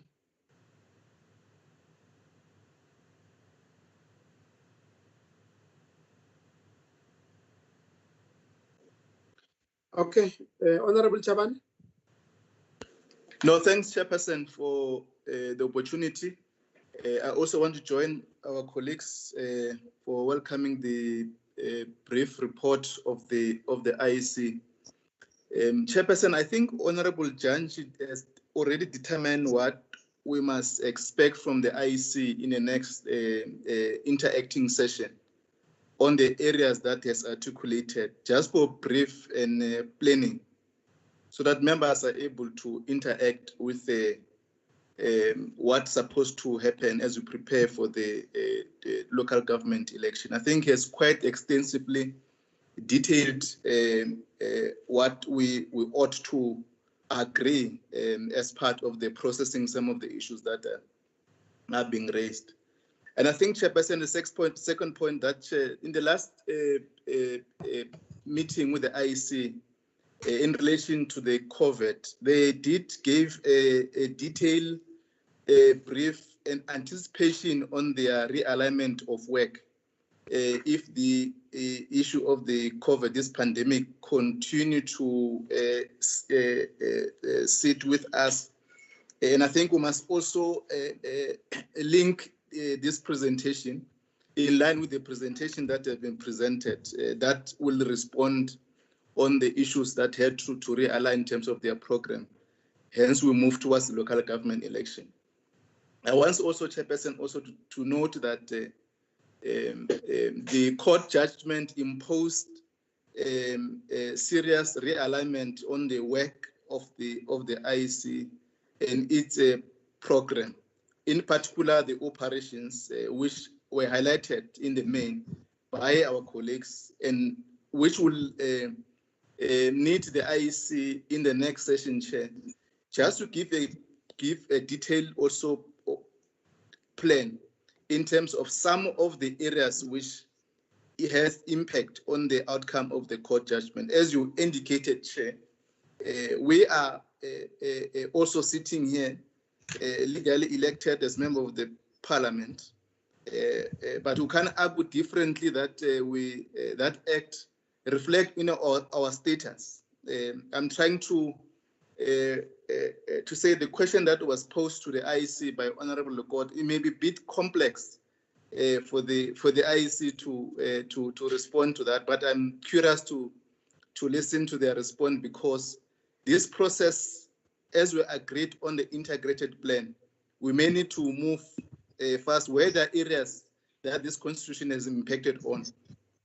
Us as legislators must able to move faster and so that we respond to these issues, which has to impact on the operational work of the IEC. Chairperson, given that the financial constraints are imposed on us and I'm happy that the Honorable Janji has also touched on that. It's clear that we may need to consider, Chair, moving towards the combined local and national elections. And it'd be quite important for the IEC to elaborate on the scenarios, the environment and the financial positive impact that will have in this, if we're to engage on the local and national elections combined. The last point, Chair, which I think is a bit, I requested IEC to respond to it in the last session, Chair. It may be my comprehension on how it has been presented. There's an appetite of the IEC to move to allow person with no registration to vote. I wanted just to get a clarity on this initiative.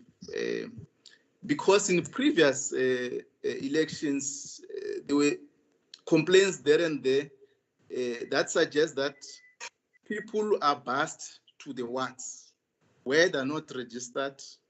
People have been taken to farms, coming to the townships or the urban areas in order to boost the number of a certain political party for it to consolidate its power within the ward.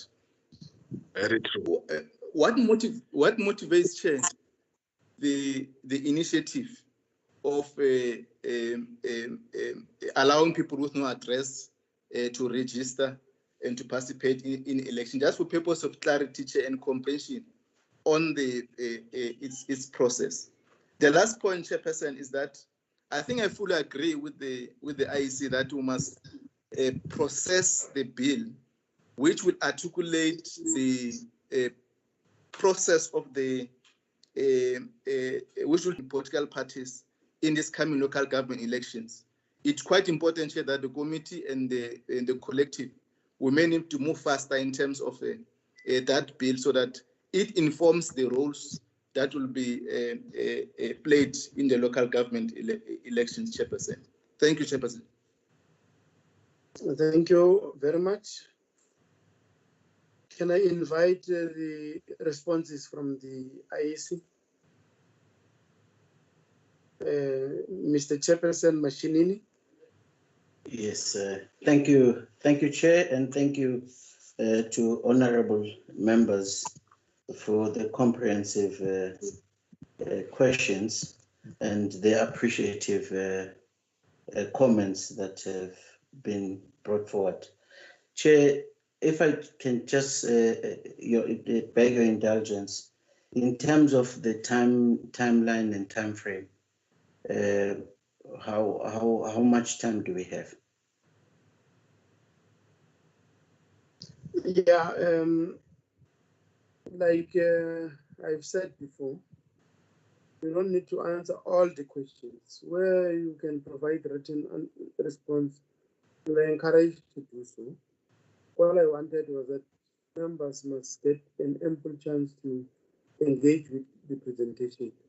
So you can give responses. You have about 10 to 15 minutes that I give you to give responses, with the proviso that you will give written responses where you are unable to cover the responses adequately. But take note that you are also here with us in terms of our program. You are here with us again next week for another engagement. You can proceed to answer 10 to 15 minutes. Okay, thank you, Chair. What then I would request, Chair, is that I would invite my fellow commissioners also to participate and to give specific responses which one has identified. And then the balance would then be answered by the Deputy CEO, and we will see whether then the time allows for us then to be in a position to make a sweeping. And I think with respect to the question in particular that was brought by Honorable Janji and as well as Honorable Likota, I'd like to request that Commissioner Miepe, our chair of our EMC, if he could actually respond to the issue, the question related to the commission as the Electoral Act and the constitutional judgment, as well as the question that related to the online voting plans of the commission. If Commissioner Miepe can assist specifically with those, and further is also asking Commissioner Miepe if he could also link that to the question that came from Honorable Mtini, and the questions were questions regarding the combining of the elections. If you could assist with that. And then I would also ask the Vice Chair of our commission if she could assist with the questions from Honorable van der Merwe, which was about the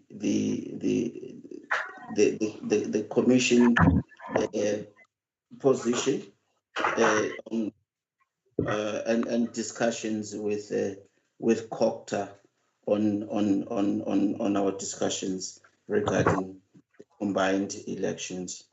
And then lastly, I would ask Dr. Masugu if she could also assist with the voter education related questions, both of, in particular, the one about the drive for greater participation, youth, as well as the counter plans on voter apathy, if she could assist with that. And then I think the rest, as indicated, Chair, we would see how far then our Deputy CEO is able to respond to some of this. Others, we are noting them because this is also an ongoing process now where we are engaging stakeholders and we are taking those things into consideration as we refine our detailed plans as the Commission. So I would invite then the commissioners first, and then the balance of the time for Mr. Shiburi to take us through. Once more, let me just thank the honorable members for the comprehensive comments and inputs and questions that are before us. Thank you. Thank you, Chairperson of the Portfolio Committee, Chairperson of the Electoral Commission, members of the committee, and members of the staff of the Electoral Commission. Chair, I will deal with the question raised by Ndatelokota up front. The Electoral Act has not been declared unconstitutional as a whole. The Constitutional Court actually said that the Electoral Act is unconstitutional to the extent that it requires adult citizens to contest national and provincial elections only through the membership of political parties. In other words, to the extent that they cannot stand as independent candidates in those elections. That is the point that the court has made. The rest of the act, in that regard, it's not an issue. But let me deal with the local government elections in particular. There is nothing in local government elections that is impacted by the Constitutional Court. You will recall that the equivalent of the Electoral Act the Electoral Act applies to national and provincial elections. The equivalent of that in local government elections is the Local Government Municipal Electoral Act. And that has no problem that the Constitutional Court has declared unconstitutional. I hope it clarifies that situation that Delgota has raised. There are a number of issues, Chair, that you've also asked that we deal with. But I don't know if you would permit me to just deal with a broad issue that puts a number of issues in my mind in context. The problem we have with the registration of voters is not a supply side issue. In other words, it's not a lack of opportunities provided by the Electoral Commission to get voters to register. It is not that. We are available for registration and we keep adding methods of persons registering, including the opportunity that persons already are changing their registration or updating their registration details online. And that we would be dealing with online registrations, as the Deputy Chief Electoral Officer has indicated. I think the issue is a much broader one, and Honorable Lizelle van der Merwe touched the issue, and I think it's an elephant in the room that we need to just unveil. When democracies mature, such as ours, and ours is a very young democracy, 25 years is not very, very old. When democracies mature, one of the things that happen is that people begin to engage with democracy rigidly, as we see. Some begin to, fight or, contest with the very tenets of democracy that we have come to know. We see this when people go to court on the Constitution, for example, but we also see this when voters, in fact, decide that because of their dissatisfaction, they're holding back. Honorable van der Merwe was saying it could well be that issues arising, for example, from municipalities and service delivery related may in fact militate against people coming to register and to vote. That is in fact true. There are a number of these things. For example, we have a number of challenges we are going to face in these elections, where, for example, in Vuwani, we've already been told that if there is no change in what citizens say they demand, whether it's right or wrong, they would not even want us to come there to register and conduct elections. These are challenges we face. And it's not only Vuwani, there are a number of such cases in the country. And those issues do impact directly on the registration and participation of voters.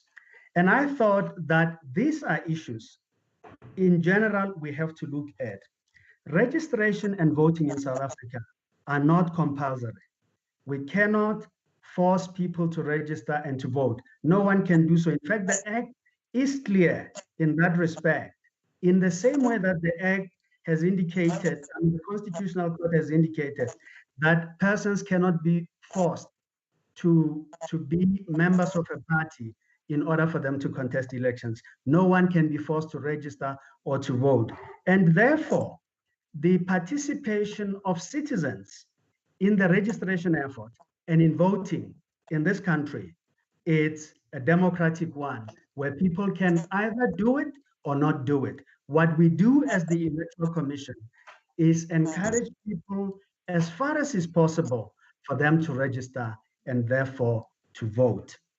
In relation to opportunities we are creating to get people to register online, there are still a number of things that people would need to do. When a voter registers, anyone that is aggrieved by them registering still has to have an opportunity to object to their registration. We need to make those facilities available. And I just point this out because they point out to a number of challenges that we need to overcome. The last point that I want to address, Chairperson, was the issue of persons that have addresses and persons that do not have addresses. South Africa, it's not regarded as a developed world. We are a developing country. We have people who simply do not have an address as we know it. They don't have a home. They don't have a place where they reside. That does not strip them of their authority to register and to vote. We will always have those people. In the Constitutional Court conceded that that would be the situation, but that we need to have sufficient particularities about them. They may be living in a voting district, in a ward for that matter, and today they might be living in this portion of it, that portion, and we have a duty as the Commission. We cannot, by law, there is no bar in terms of the Constitution from stopping them to register and to vote. But we have to be sure that they are ordinarily resident in there. That is the challenge we face. And that's why we will never get to the point, in my opinion, Chair, that we would get 100% registration. The 1.1 million people whose addresses are either incomplete or are people generally who may be living in peri-urban areas, in rural areas, where a village, as the Deputy CEO has indicated, might be sufficient as an address, because the whole village might in fact be falling within one voting district. But if it is covered by more than one, then we have that problem, and that's what we will investigate. I think it's important, Chair, to say that in the provisions we are making before Parliament, these provisions are similar to the ones that this Committee and Parliament approved in the election in relation to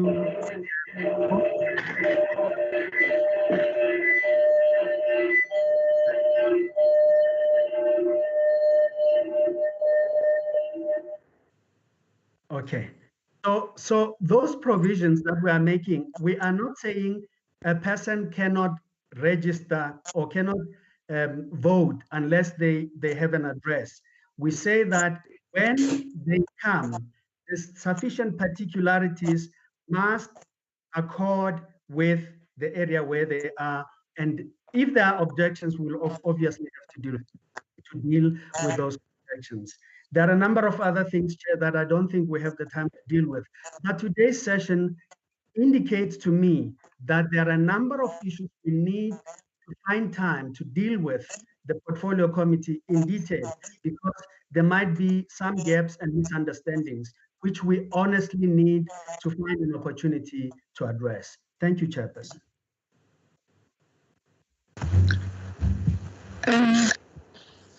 Chairperson of the committee, thank you for this meeting, and to all the honourable members. Greetings to everybody. The chair of the commission has asked me to cover two areas. One relates to the questions that were raised by Honourable van der Merwe in relation to issues to do with digital media, and the other dealing with the question of combined elections.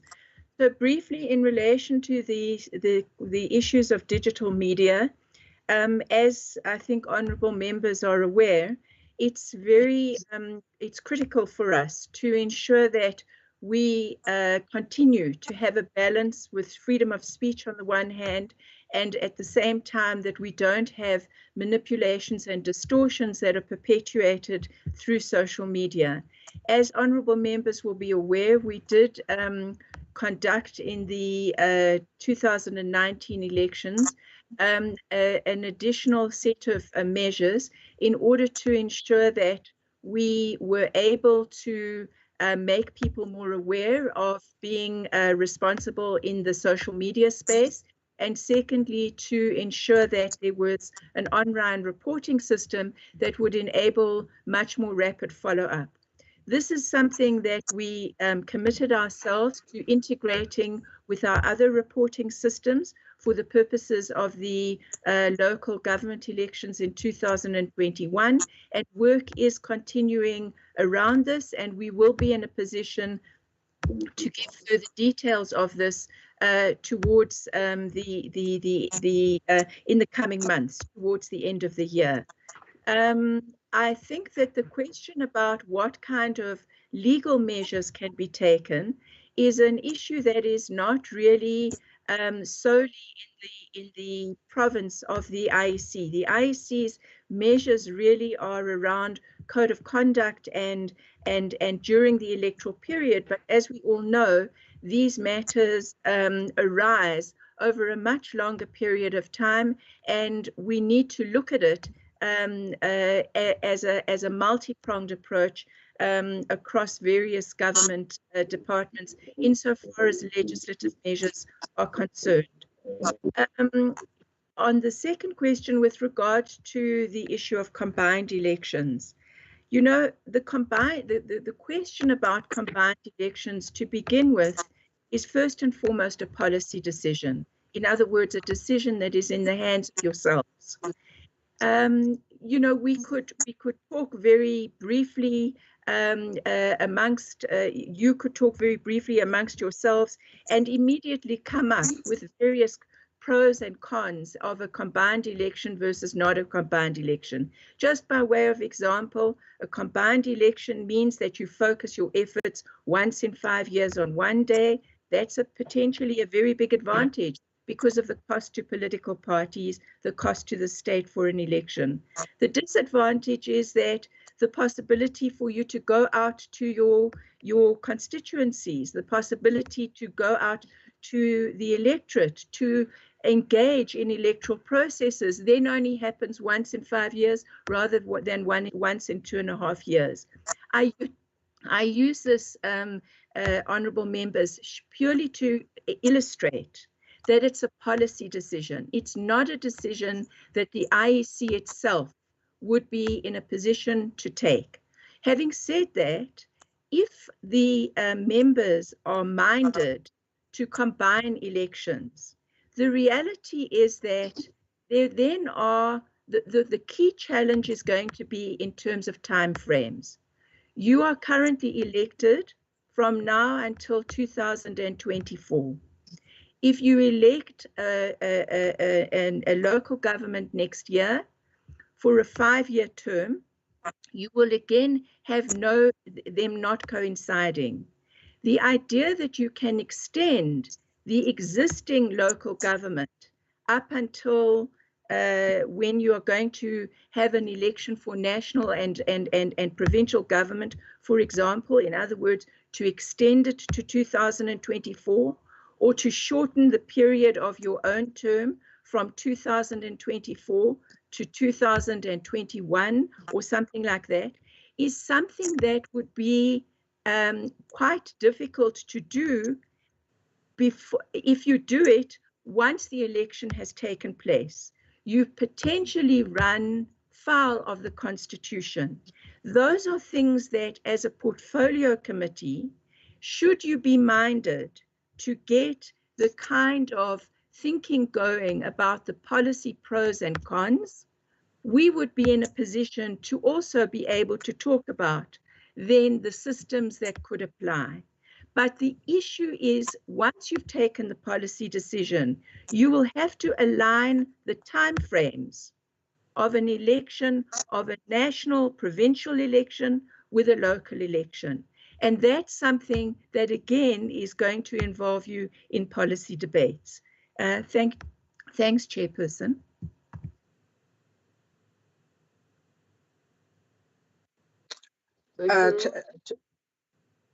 Chairperson.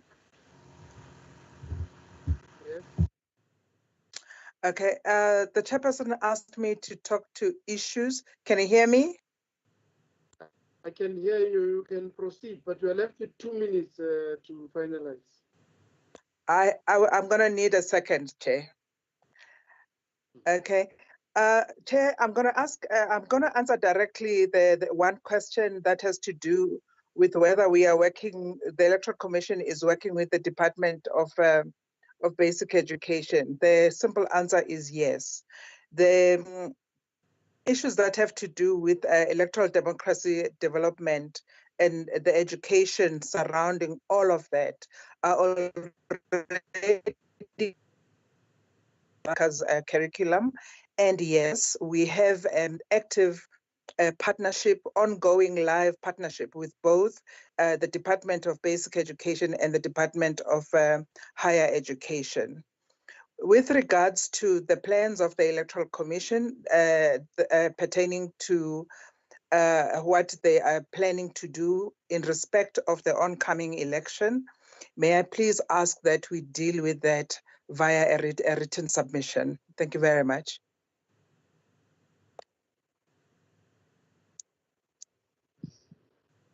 Thank you.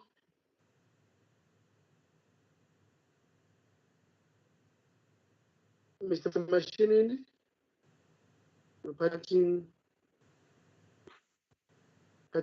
shots. Yeah, thank you, Chair. No, I'd like to ask the Deputy CEO to do the sweeping in light of the time. Okay. Thank you.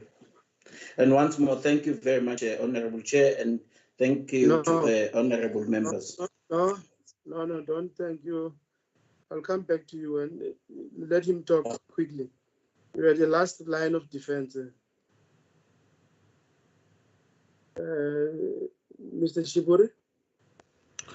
Thank you, Chair. I think the commissioners have adequately dealt with the matter. The residual, we'll find a way with the committee secretariat to submit written responses. Thank you, Chair. Thank you. Mr. Mashinini?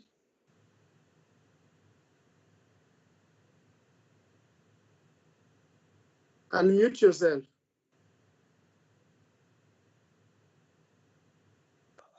Thank you very much, Chair. I think the responses, we've noted the issues. We've noted the issues of the request specifically of information that Honorable Janji made on behalf of the members around the procurement and the voting device in terms of it when procured to be in a position for it to be displayed. The details about the timetable on the procurement up to the point of utilizing the device. We also have noted the questions and the issues that were sharply raised by Honorable Mgini, which relates to what if the peak does not end or it continues until next year. I think as well, combined with the issue of the what you call online voting, we would also take that into consideration in our responses, and which is also the issue that was raised by the Honorable Kanyile. We also would confirm to Honorable Rose that no, there is ongoing collaboration between ourselves and a number of state institutions, including Stats SA, around the issue of the addresses and the physical dwellings and so on and so forth. But the response will come through, and I think the question that Honorable Chabane brought on the table will also be responded to. Suffice to say that the issue of the voters that are allowed to vote, they are not necessarily people who are not registered at all, and there are mechanisms that we utilize, but we'll respond to all those issues. And honorable members and the chair, honorable deputy minister, we'd like to thank all of you for your indulgence, and we hope this ongoing engagement will continue to strengthen us. Having said that, I would also like to draw to the honorable elected members that we maintain a detailed engagement with the political parties through our PLC. And most of the details and the issues that are coming up here are matters that are actually deliberated in that forum in detail, as well as decisions that would have come from that particular forum. So we are pleased that we have this multi-pronged stakeholder engagement with elected representatives and the respective political parties. Once more, thank you, Chairperson. Thank you. Thank you, members. The Honorable Muwala has a network problem. The system has kicked him out. is trying to get in. And Honorable Makluva had to attend another meeting, and I see he's back. I'm sure we'll recognize him for the next items. Would like to thank you very much, colleagues from the IEC. I think we should really, as the committee, appreciate the quality work that we are projecting from time to time and the importance of the work that we are doing. I think the work that we do is a cornerstone of the democracy that we have in South Africa, as it is envisaged in our constitution. So we quite appreciate the work that you do, and thank you for the presentation. And before I just let you to leave, let's hear from the ministry, maybe closing or parting shots as we round up in these matters. Honorable Deputy Minister Nzunza. No, thank you very much, Chair. I think the colleagues from the IEC have really made extensive representations on the issues. I think our role as Home Affairs is always to provide that supporting role in terms of making sure that we roll out IDs and any other supporting role. So we'll continue to do so, Chair. And honestly, I think I'm covered by the representations as made by the IEC. Thank you. Thank you very much, Honorable Deputy Minister. We would like to thank you for always being in attendance and respecting the portfolio committee. I think your contribution, we don't take it light as the members of Parliament and as members of this committee. You are now released, colleagues from IC and the Deputy Minister. I will remain with the members of the portfolio committee to dispatch few other items. The next item, members, is thank you. Consideration of the budget, adjusted budget vote, number 5. Then I'll take it as read. I'm also looking at time. I'll take this one as read. Who's taking us through this one, Eddie? Chairperson, this is Adam. I can take us through. Recommendations. Yes. I will share the document on the screen. Can everybody acknowledge they see the Word document in front of them? Proceed. Thank you. Okay. So basically, the first 3 or 4 pages of the document go into the summary of the presentations by the GBW, IEC, and DHA.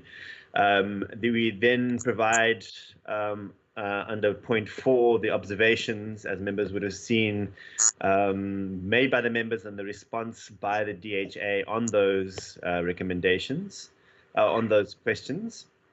And then the recommendations on the final page, then on page 8, are as follows. Again, extracting from the key issues raised by members and responses by the department. The first of which we have there is that the committee commended the efforts of the DHA in targeting its significant special adjustment budget reduction in such a way as to minimize the impact on service delivery. The minister should continue to reevaluate the balance in favor of saving lives against the need for protecting livelihoods. Thirdly, the DHA should present its revised annual performance plan to the committee once finalized. It has in fact been finalized and tabled as gazetted, as indicated by the minister. 5.4, the IEC should consider online and conventional media alternatives to reduce face-to-face outreach programs, as was highlighted in today's meeting again. The IEC should prepare a briefing on different policy options to implement the Constitutional Court ruling in matter of the New Nation movement and others versus the IEC and others, as we will be receiving next week, in fact. The IEC should brief the committee on their preparedness for the local government elections and along along with the input from the Municipal Demarcation Board. So we've already received today's briefing, but we still, as was highlighted again today, need the MDB to present to us. And the GPW should keep the committee informed of changes to its plans based on the revised reductions in its revenue from the services to the DHA and others. So again, there weren't too many contentious issues, but this was the summary of the recommendations as extracted from the meeting we had. So I'll give it back over to you, Chairperson. Thank you. That is the report, members. Can I note hands that want to speak to this report? Number 1, Honorable Magluba. Number 2, Honorable Lizelle. Number 3, Honorable Kanyiri. Number 4, Rose. Number 5, Janchi. Number 6, Chabani. Number 7, Lekwase. Number 8, Ito. In that order. Chairperson, nothing from me. My colleague Adrian will respond on this matter. Thank you. Thank you. Thank you. Next. No, Chairperson, I'm happy with the report as is. Thank you. Next.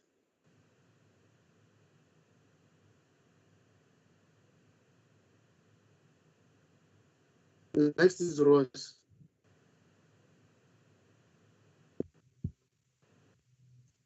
Thank you, Chair. Yeah, so first of all, just a technical correction. Under item 5.3, the word "it" should be "its." That's just a technical correction. Then another thing is just 5.2. I'm not sure we discussed that, but I just want to understand why do we have to choose lives or livelihoods? Why do we have to say one is more important than the other? I think we should, we should rather stress that in every decision, both lives and livelihoods are important.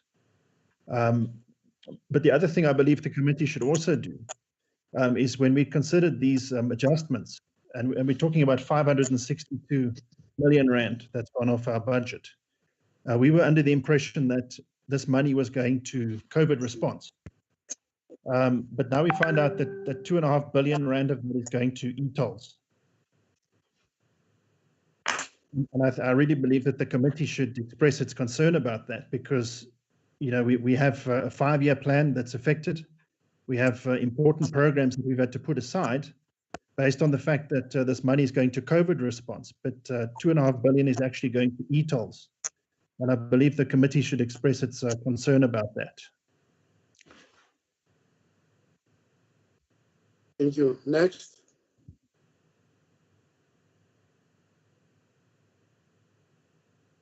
Daniel.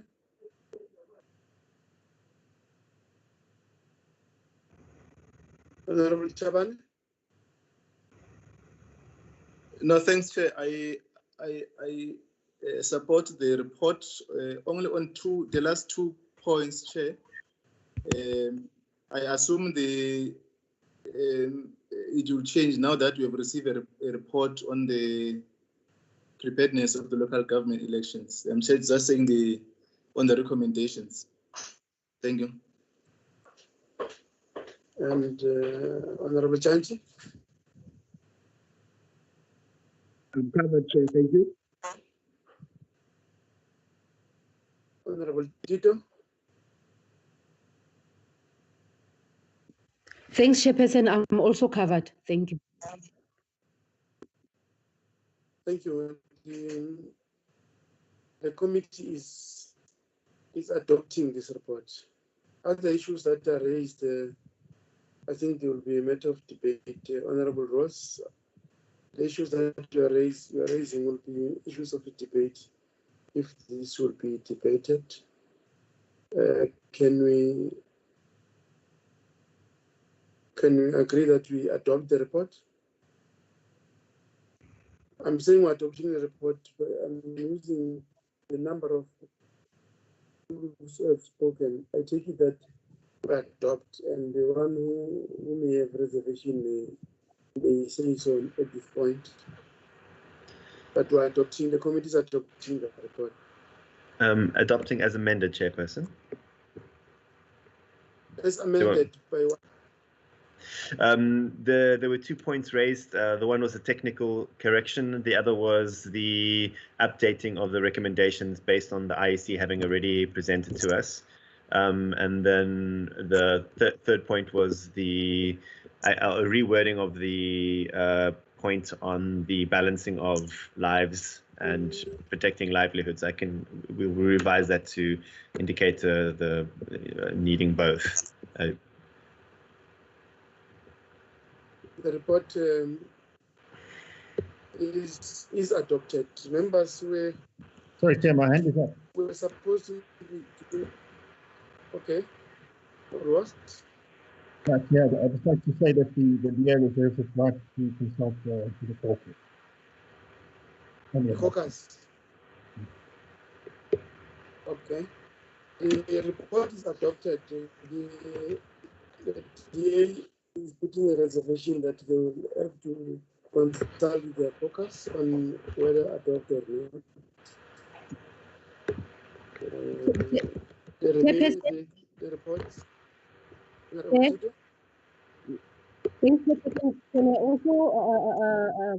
Can you also see the reservation also of the EFF? I will also go and consult and then I will come back to the committee. Okay. The EFF and the DA will wish to go and consult their caucus. My request is that because your caucus is not attending this meeting, you must go and influence your caucuses to accept, because we have been here and you know these things have been dealt with thoroughly and in an open and a transparent manner. So the report is adopted. Item on the agenda is minutes. I'm not sure whether members want us to take this item to the next meeting or want to deal with them, because I want us to take from date by date those that are remaining. And from my one matter we must speak to, I think, in the remaining minutes is there is a letter which was sent to all members that comes from the President about the remunerations of public. It has been sent to us for concurrence and or noting. So how do you want us to dispatch that matter, Eddie?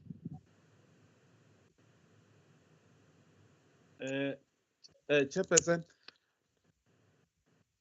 I think what we need to do is just to maybe for you to table the letter, and then maybe next week, and then we'll have a further discussion on the letter and other related documents. The letter I've tabled it by instructing you to send it to all members. That is why I wanted members. How do they want us to deal with it? To concur or to note it? What is it here for? I think the committee should just discuss it and then concur with it. Because I think the other committees that I have processed this one is communication and justice. So I understand they have concurred with the president. Okay. I take that. Who wants to speak? Chair. Is that Chabani? Yes, Chairperson. Before I recognize you, I take it that members are agreeing with me that the issue of the minutes, we'll go and read them as they are orderly, then we will present them next week for adoption. For now, we can discuss the issue of the concurrence with the letter sent by the president, and then adopt and concur and dispose it off and close the meeting. if members agree with me. Honorable Chabane? Yes, Chair. I think in your approach, I agree. And I wanted to check if we are also referring the oversight report of public government printing works to next week, which I think will also give us time to look at it. And on the approach you're taking, Chair, I think I agree, but I wanted to ask if the time frames in relation to the president correspondence. Thanks, Chair. Yeah, thank you. I want us to discuss the president's correspondence now. Then next week we will then dispose of the minutes and the other report that you're talking about, so that I'm also looking at our time. So I want to note hands that want to concur, actually, because I've read the letter. It would appear that in the past, concurrence will be sought from the Committee on Justice. But now the president decided to write to all of us, which demonstrates the issue of more transparent and a new way of doing issues. So from where I'm sitting, the concurrence does not have legal or financial implication. The committee can concur. But can I note people who want to speak about concurrence, the concurrence of this matter? I'm noting the hands in the following order: Lizelle, Ross, Magruba, Daniele, Shabane, Janji, Tito. Honorable Lizelle? Yeah, Chairperson, in fact, I have actually not seen the letter because my parliamentary email is not up and running. So I would have wanted to go with the suggestion or what that Eddie made, that we should actually table it today and we can discuss it in the next meeting. So I would ask that we take that approach so that we can come with informed views or statements next week. So that would be my view, Chairperson. Are all members agreeable to that? I would second that proposal. Honorable Janji? Well, I agree. Sorry, Chair.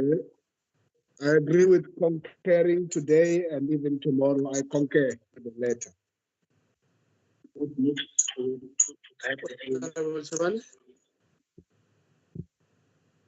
Not have a problem as proposed by the co-chair for the matter to be presented next week. Will come carrying concurrence, Chair. Thank you. Okay.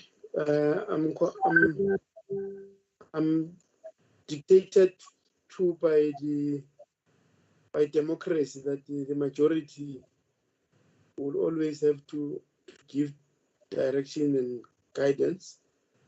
I'm tabling this matter today. I will seek concurrence in the next meeting. So we will then concur with the letter in the next meeting. That being the case, honorable members, I think, Honorable Makruva, do you want to say something? No, I don't.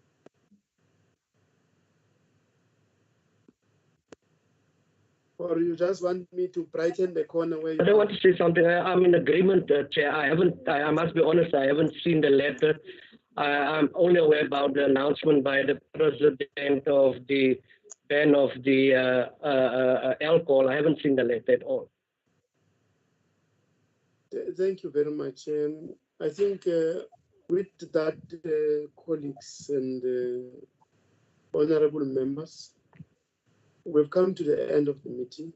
I want to thank you very much for your cordial participation and the respect with which you treat these meetings. And I'll want you to keep it up and continue to raise issues without fear or favor or prejudice. This is the committee that were expected to discharge public accountability. So we've come to the end of the meeting. Today, the meeting, the viewers of this meeting, about 213 people who have been following our meeting. We also want to say to them, thank you very much. We appreciate the viewing and the contribution that they continue to do and the strength that we continue to draw from all the emails that we are getting and all the comments that we are getting in terms of how we can do this public work in a more transparent way and in a more acceptable way that promotes public accountability. And thank you very much, members, for attending the meeting. We'll meet next week. Thank you very much. Thanks, Chairperson. Thank you, Chair. Thank you, everyone. Thanks, Lizanne. Thank you, Chairperson. Thank you, Honorable Lekota.